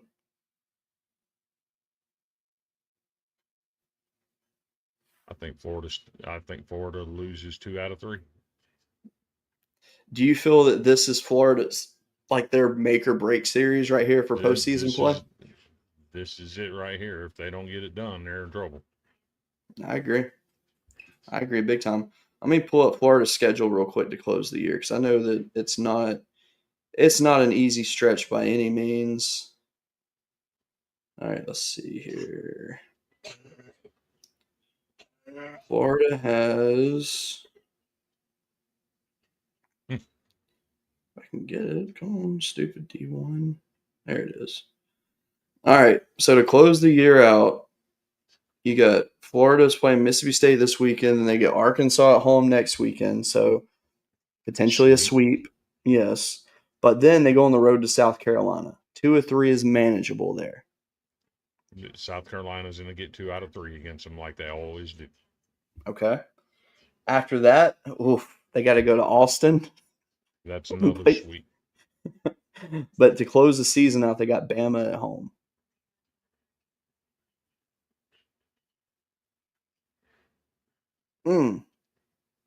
So they're Florida's currently 4-11. 4-11.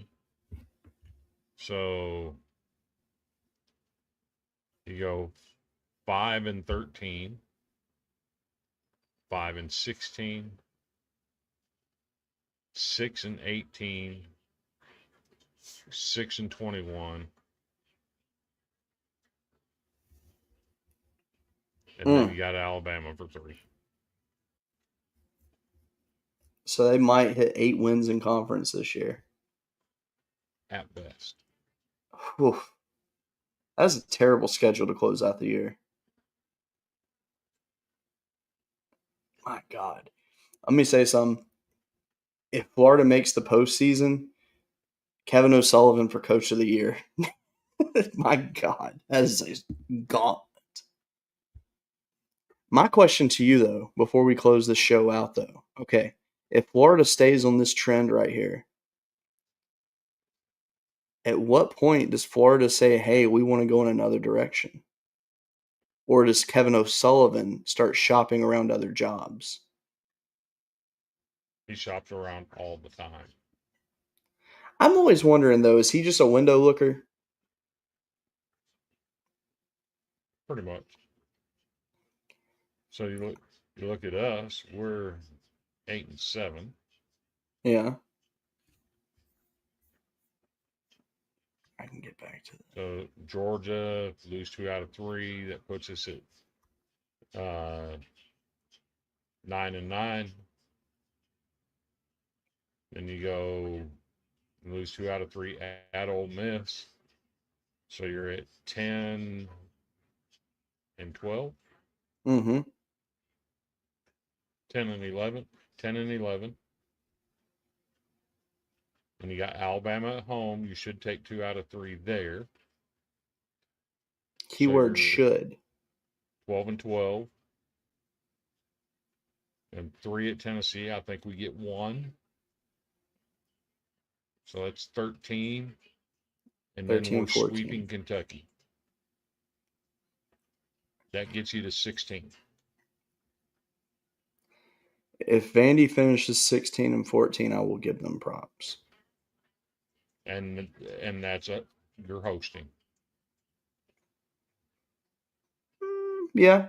If they win those games, like if they do what you said, yes, I think they would host. If you're 16-14 in the SEC, you're hosting. Sure, absolutely. I mean, I think that where Vanderbilt sits in the rankings right now and RPI and all that, I think yeah, absolutely. I mean, because their RPI is good, so I don't see that being an issue. Did Vanderbilt end up winning tonight? Ended up winning the game, 10th inning. A walk, a stolen base, another walk, and a seeing eye signal from the man who has saved us multiple times this year, Colin Barksey. My Lord, man. Cardiac doors. I've never used that terminology before, but good Lord. These midweeks are just killing them. Also, shout out to Northeastern, by the way, beating Kansas State today. All right, so Tennessee ended up run ruling Bellarmine. I'll say this much. That's a team that nobody wants to see get in. Oh, for sure. Is Northeastern. You don't want them as the number 4 in your region. Definitely not. They're one of the scrappy programs. I would not want to play them. They are currently 26-9. You don't want them as a 3 or 4 seed in your region. You don't. Whoa, hey, we had a nice little upset today. Xavier beat Cincinnati. That's a good win. It's a very good win. Uh, it continues for Virginia getting beat by Liberty 10-3 today. They're in a bad spot. They're 9-9 in the ACC. Their road is tough for them to get in. Shout out Oklahoma, by the way, 11-1 over OK State today. And don't look now, but a certain ACC team is starting to put up some numbers. Who dat? Florida State. They're getting there. They're still losing games they shouldn't. But are they? Yeah. What's their conference record, by the way? 11-4. Okay. Second place. They're one series off from where Georgia Tech is, and Georgia Tech's 14-4. Florida State's 14-4. Okay. Florida State's got Virginia coming up at home this week. Then they get Louisville at Louisville. Then they get Clemson.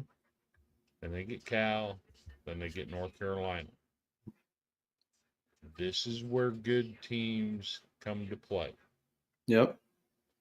You finish with Louisville's ranked, Clemson's ranked, North Carolina's ranked. 3 out of their last 4 are top 20 ranked teams. Yep.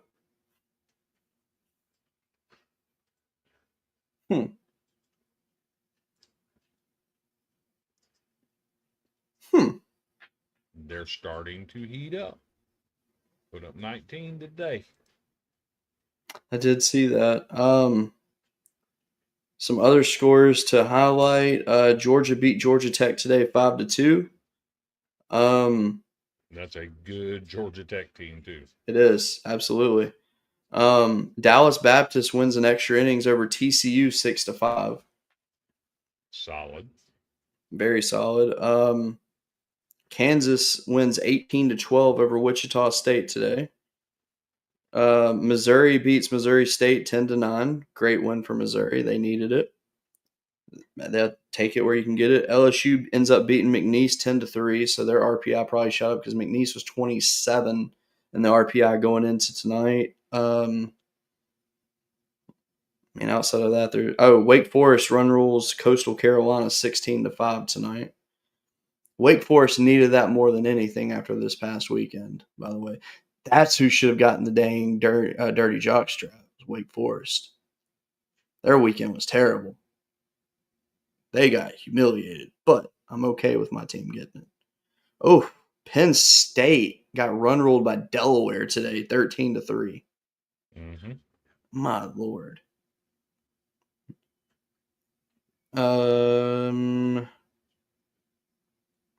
Outside of that, Southern Cal's up on Hawaii 4-3. Hawaii's about to be ranked. I promise you they are. They're a good team.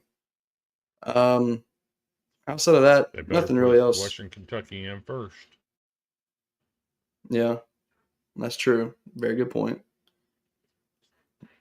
But besides that, that's really about it. Penn State. Penn State currently tied for 7th in the Big Ten. They're 4 games out of first. But when you take a look at the schedule,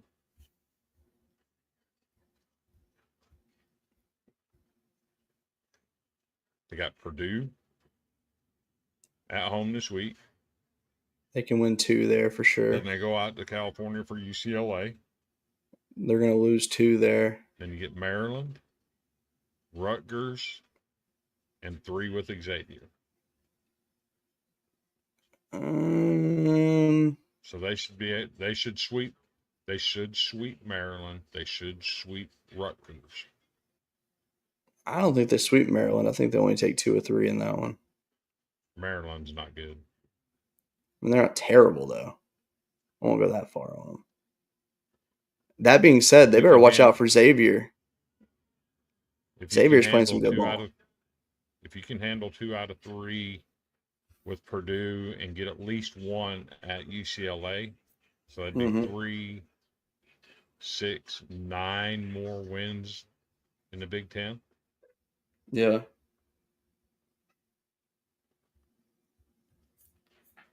That puts them right in the thick of it. My Lord. So here's a fun stat for you, Chris. You remember the start of the season, Xavier, they had gauntlet after gauntlet after gauntlet. And it was nasty. Mm-hmm. They split a series with Stanford, going 2-2 in it. Then they go on that trek of playing Tennessee, getting beat 13-1. Run ruled 15-3 to Vandy, losing 6-1 and 4-0 to Vandy. Run ruled by LSU 18-4. Beat by Southeastern Louisiana, losing the series at Tulane. It was looking bad for them. Then they start a hot stretch. They sweep Ball State. They win at Kentucky. They win 2 or 3 at Connecticut. They beat Wright State. They sweep Butler, and they've gotten hot. Well, after that terrible stretch of games they had, they're at 20-18 right now. I mean, they got swept by St. John's this past weekend, but outside of that, they've been on a pretty hot little streak. And winning against Cincinnati tonight, that really helps them out. They are sitting at 5-4 in the Big East right now. They got Villanova this weekend. They got some very manageable series to close it out. And then obviously they finish at Penn State, which will be an interesting series. I'm going to call it. Xavier makes the field of 64 this year. I think they can do it. I really do. And with their RPI as strong as it is, I'm not going to say they would sneak in like as at large, but I think Xavier is going to get in this year. I hope they do. I think We North shall Dakota see. State gets in this year. I hope so. Yeah, what are they doing right now, by the way? They're 2 games out of first in the Summit League. Okay. Their overall record is not very good because, of course, they played the gauntlet at the beginning of the year and they get behind the 8 ball on their overall record. But they're hanging in there second in the conference this year. 12-20. That's not terrible. That being said, okay, so a team you keep talking about getting hot, Iowa. Without looking at it, what do you think their RPI is? Last I looked, I think it was like 64. They're 86th. That is crazy. But they're taking care of teams that are lower, they're taking care Sure. of bad teams. That's what they're doing. Oh, yeah, I'm looking at their schedule now. I see it. This They're taking care of weekend. bad teams. All right, yeah. All right, so this weekend they're at Michigan, who's got a 44 RPI. Next week, midweek does them no favors. Western Illinois, who is 216. St. Thomas, who's 100. Then they have Indiana. Losing that Washington State series hurt them bad. Oh, 100%. The one good thing for Iowa, though, is they close out strong. They close out with a series against Oregon State and Oregon. And both games are in the state of Iowa. So, it's manageable for them. But, man, I'm going to keep an eye on that Michigan series this weekend. I think that'll be a pretty fun one. So, Chris, let's hear your final thoughts. Oregon State's handling UCLA tonight. Opening state of mind in the health app. When you said that, you opened up an app on my phone. That was weird. Okay. All right. So, Chris, what's your final thoughts this evening? So, give me just a second, real quick, as I'm doing this.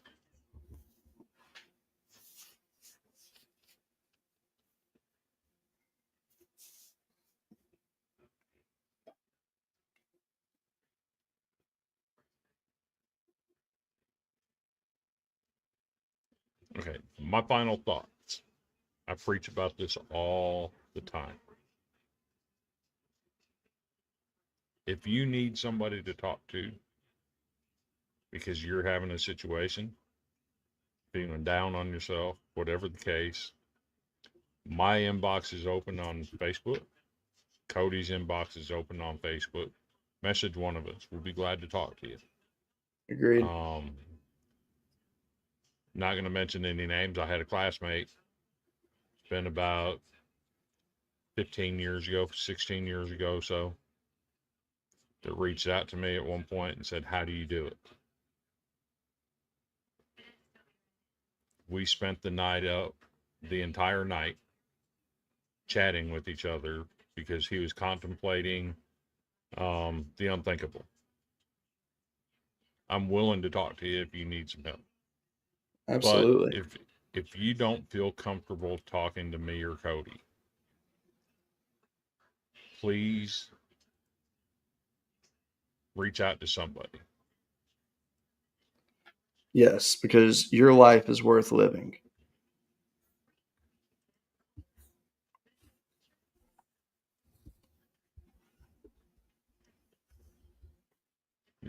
The National Suicide Hotline is 988. Suicide and Crisis Hotline. When you get a chance, when you reach out, if you get a chance, can you contact me? I feel really alone and so thinking about the unthinkable. I could use some support. Contact a loved one.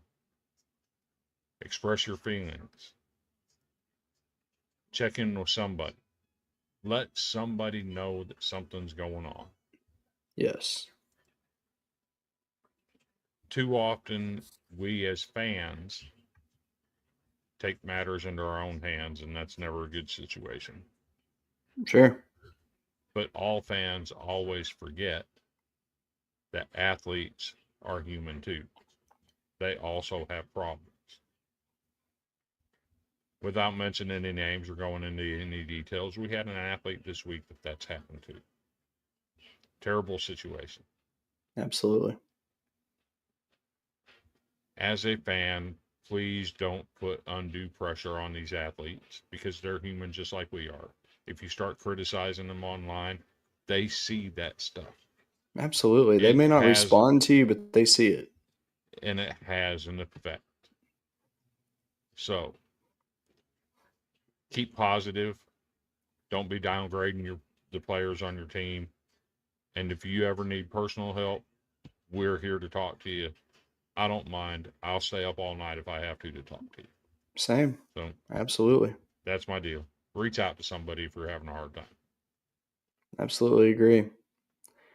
Yeah, because I mean, this week it was an eye opener this week. So yeah, definitely just know your life is worth living. We want you here, and we will talk to you. And judgment free. Who are we to judge you? We're just Yep. two regular dudes that talk about sports. I mean, at the end of the day, you are you. Be you. Always be you. So if you need to talk, we're here. My final thoughts for the evening are, and if you can't tell by looking at my eyes, I am extremely tired. Um, we had a good night of midweek games this week. We we have a lot of good going on this coming weekend. But I'm not talking about sports to close it out. I'm asking for a favor. As you can see below my face right there, it says follow us on Twitter, on Facebook, YouTube. Honestly, wherever you follow us, we appreciate it. We really do. We're not making money off the show. We're not, this isn't our day-to-day lives. Sports is, we talk about it day to day, but this podcast is just a way for us just to, it's kind of like a mental health thing for us. It's a way for us to clear our heads and just have fun for a little bit. And Chris and I have known each other for over a decade. We're good friends. We like what we do and plan. I don't plan on retiring from this anytime soon. What? 6? Nope. 15? Uh-huh. We've known each other 15 years? 2010. Oh my gosh. I didn't realize it's been 15 years. Oh my goodness. That's crazy how quickly that went by. But yeah, I mean, 15 years, we've always talked sports and stuff. And then we want to do a podcast. We branched out, had the Golden Boot going, and then we rebranded to the Golden Broom. The Golden Broom's the baby. It's almost 15 years old, to be quite honest.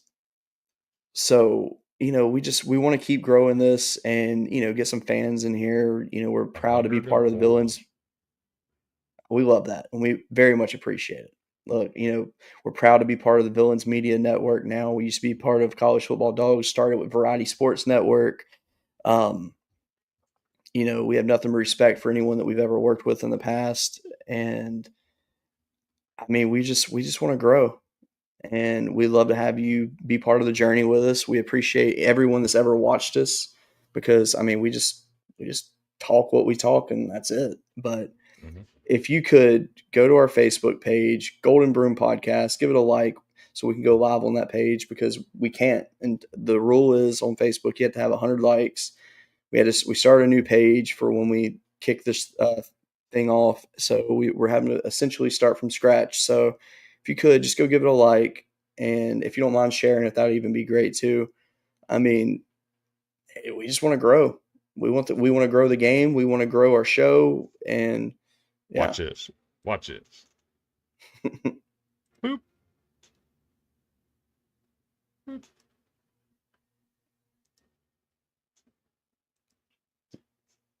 See that little number right there? Perfect. It says 95 followers. Whoever becomes the number 100 follower is going to get a free poster. Who doesn't love free stuff? I got a free poster waiting on you to like our Absolutely. page. Once that gets to 100, we can start going live on that show right there, on that page right there, and everybody will have a centralized location on Facebook where they can follow us. Absolutely. And we will start posting more there. We're in talks of getting some people added to the network to assist us in all these things. Because Chris and I, we work a 9 to 5, so we don't have time to, be 24 hours in social media every day. Like we can't do that. So if you don't mind, just give it a like. That's all we need. I mean, it says we're at 27 likes on there, 95 followers. I would love it this time next week if we're double that. That'd be great. I'm not getting my hopes up on it, but get us once we hit 100. Chris does a giveaway. Look, I'll even up the ante. He's offering a poster. If we get to, I'll throw 150 likes. We get to 150 likes. I'll do a $50 gift card giveaway to Fanatics or wherever you want to buy your sports gear from. You just tell me where I'll send the $50 to it. Like I just want us to get some likes. Whatever kind of giveaways you guys want, we'll make it happen. I'll do autographed sports cards, which by the way, I do have a giveaway in the works. I'm working it out. I got to figure out how I'm going to do it, but I'm going to give away.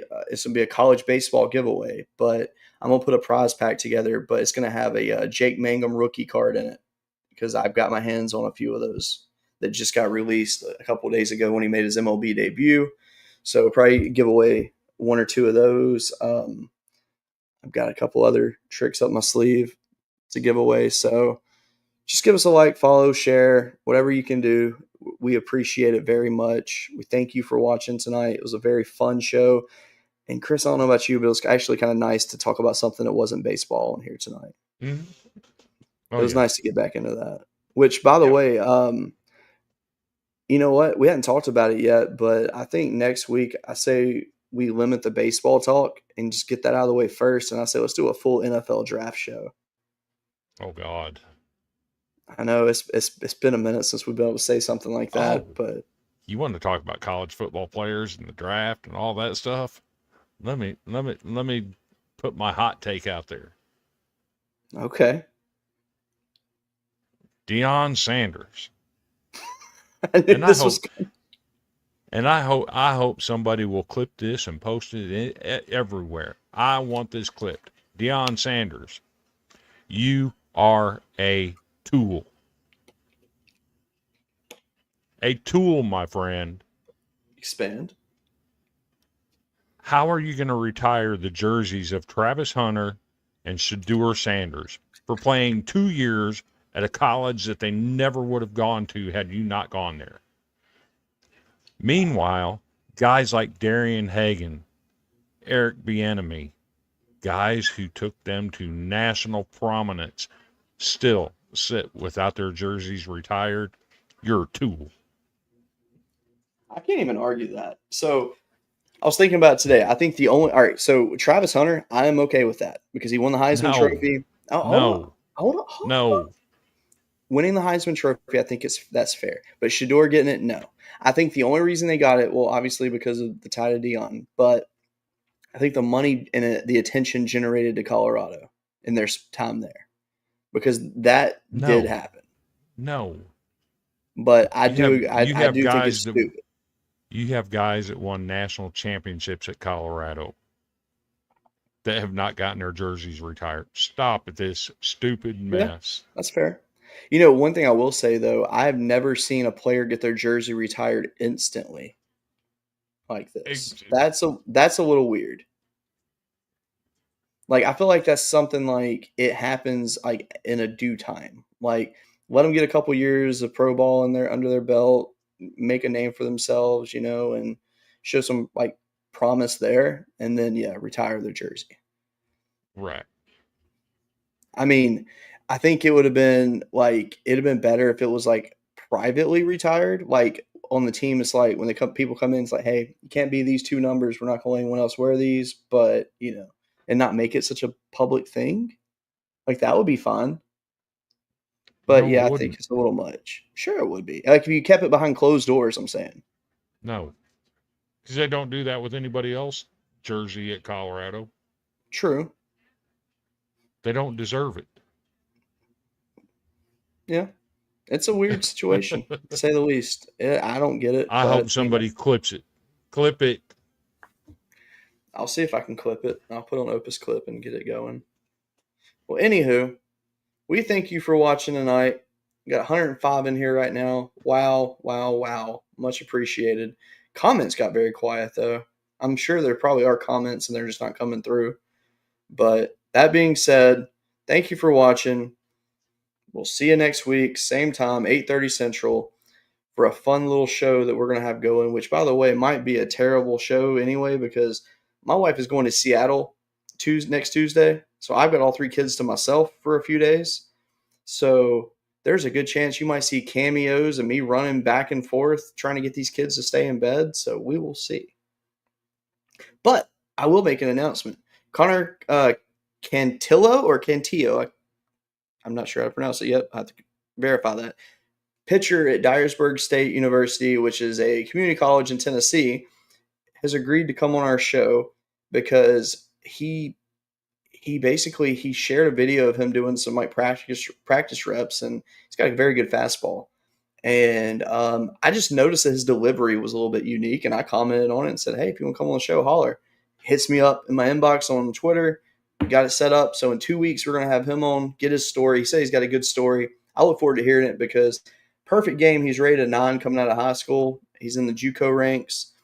People that are ranked a 9 don't usually go the JUCO route, so I know there's got to be a good story there to explain that. It's a fun one to hear about. So in 2 weeks, we got a good interview lined up for you. I can't wait. What's that face for? You know what series that follows, right? LSU, Tennessee. Uh-uh. What? Thursday the 24th, Mm-hmm. they host somebody, and Friday No. the 25th, they host a doubleheader. No.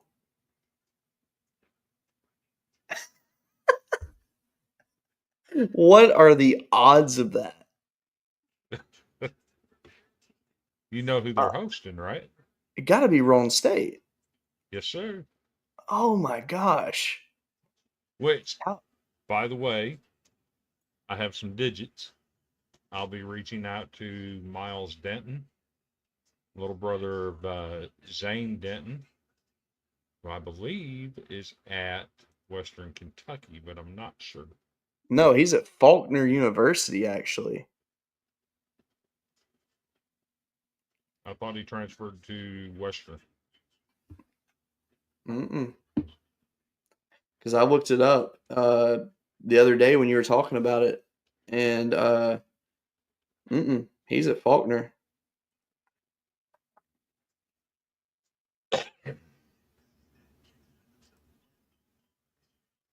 But he hasn't really played or anything this year.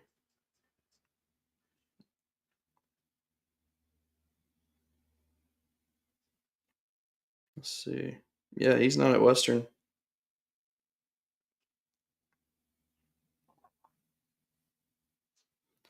Let me look it up real quick.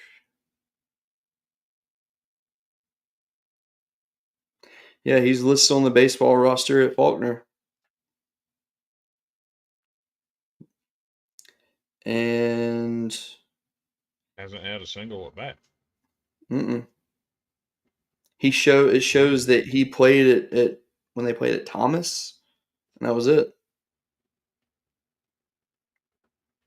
I wonder if he's injured or something. But if you don't remember Zane Denton, he started out at Alabama, was their leading hitter, and transferred to Tennessee. Had some things go on in his personal life that affected him and Miles both. Miles has been at Rome State during this time. Great young kid. Looking forward to getting him on the show. Just got to reach out and get it scheduled. And we're going to have some more Rome State players coming on. We had one on last year, Janu. And he plans on coming on again, and he's already got somebody selected to come on with him. Nice. We also need to get Coach back on as well. Yeah, we do. They're 23 and 24 right now. If you remember last year, they won the most games that they've won in like over 20 years. They won 27 last year. They still got, I think, 8 more games left. They're sitting at 23 wins. They can 100% match their win total from last year. Absolutely. And then it's conference tournament after that. So I think they can do it. All right. Well, like we said, a lot of big things coming up for the show. With that being said, thank you guys for watching. You guys have a great night, and we'll see you next week.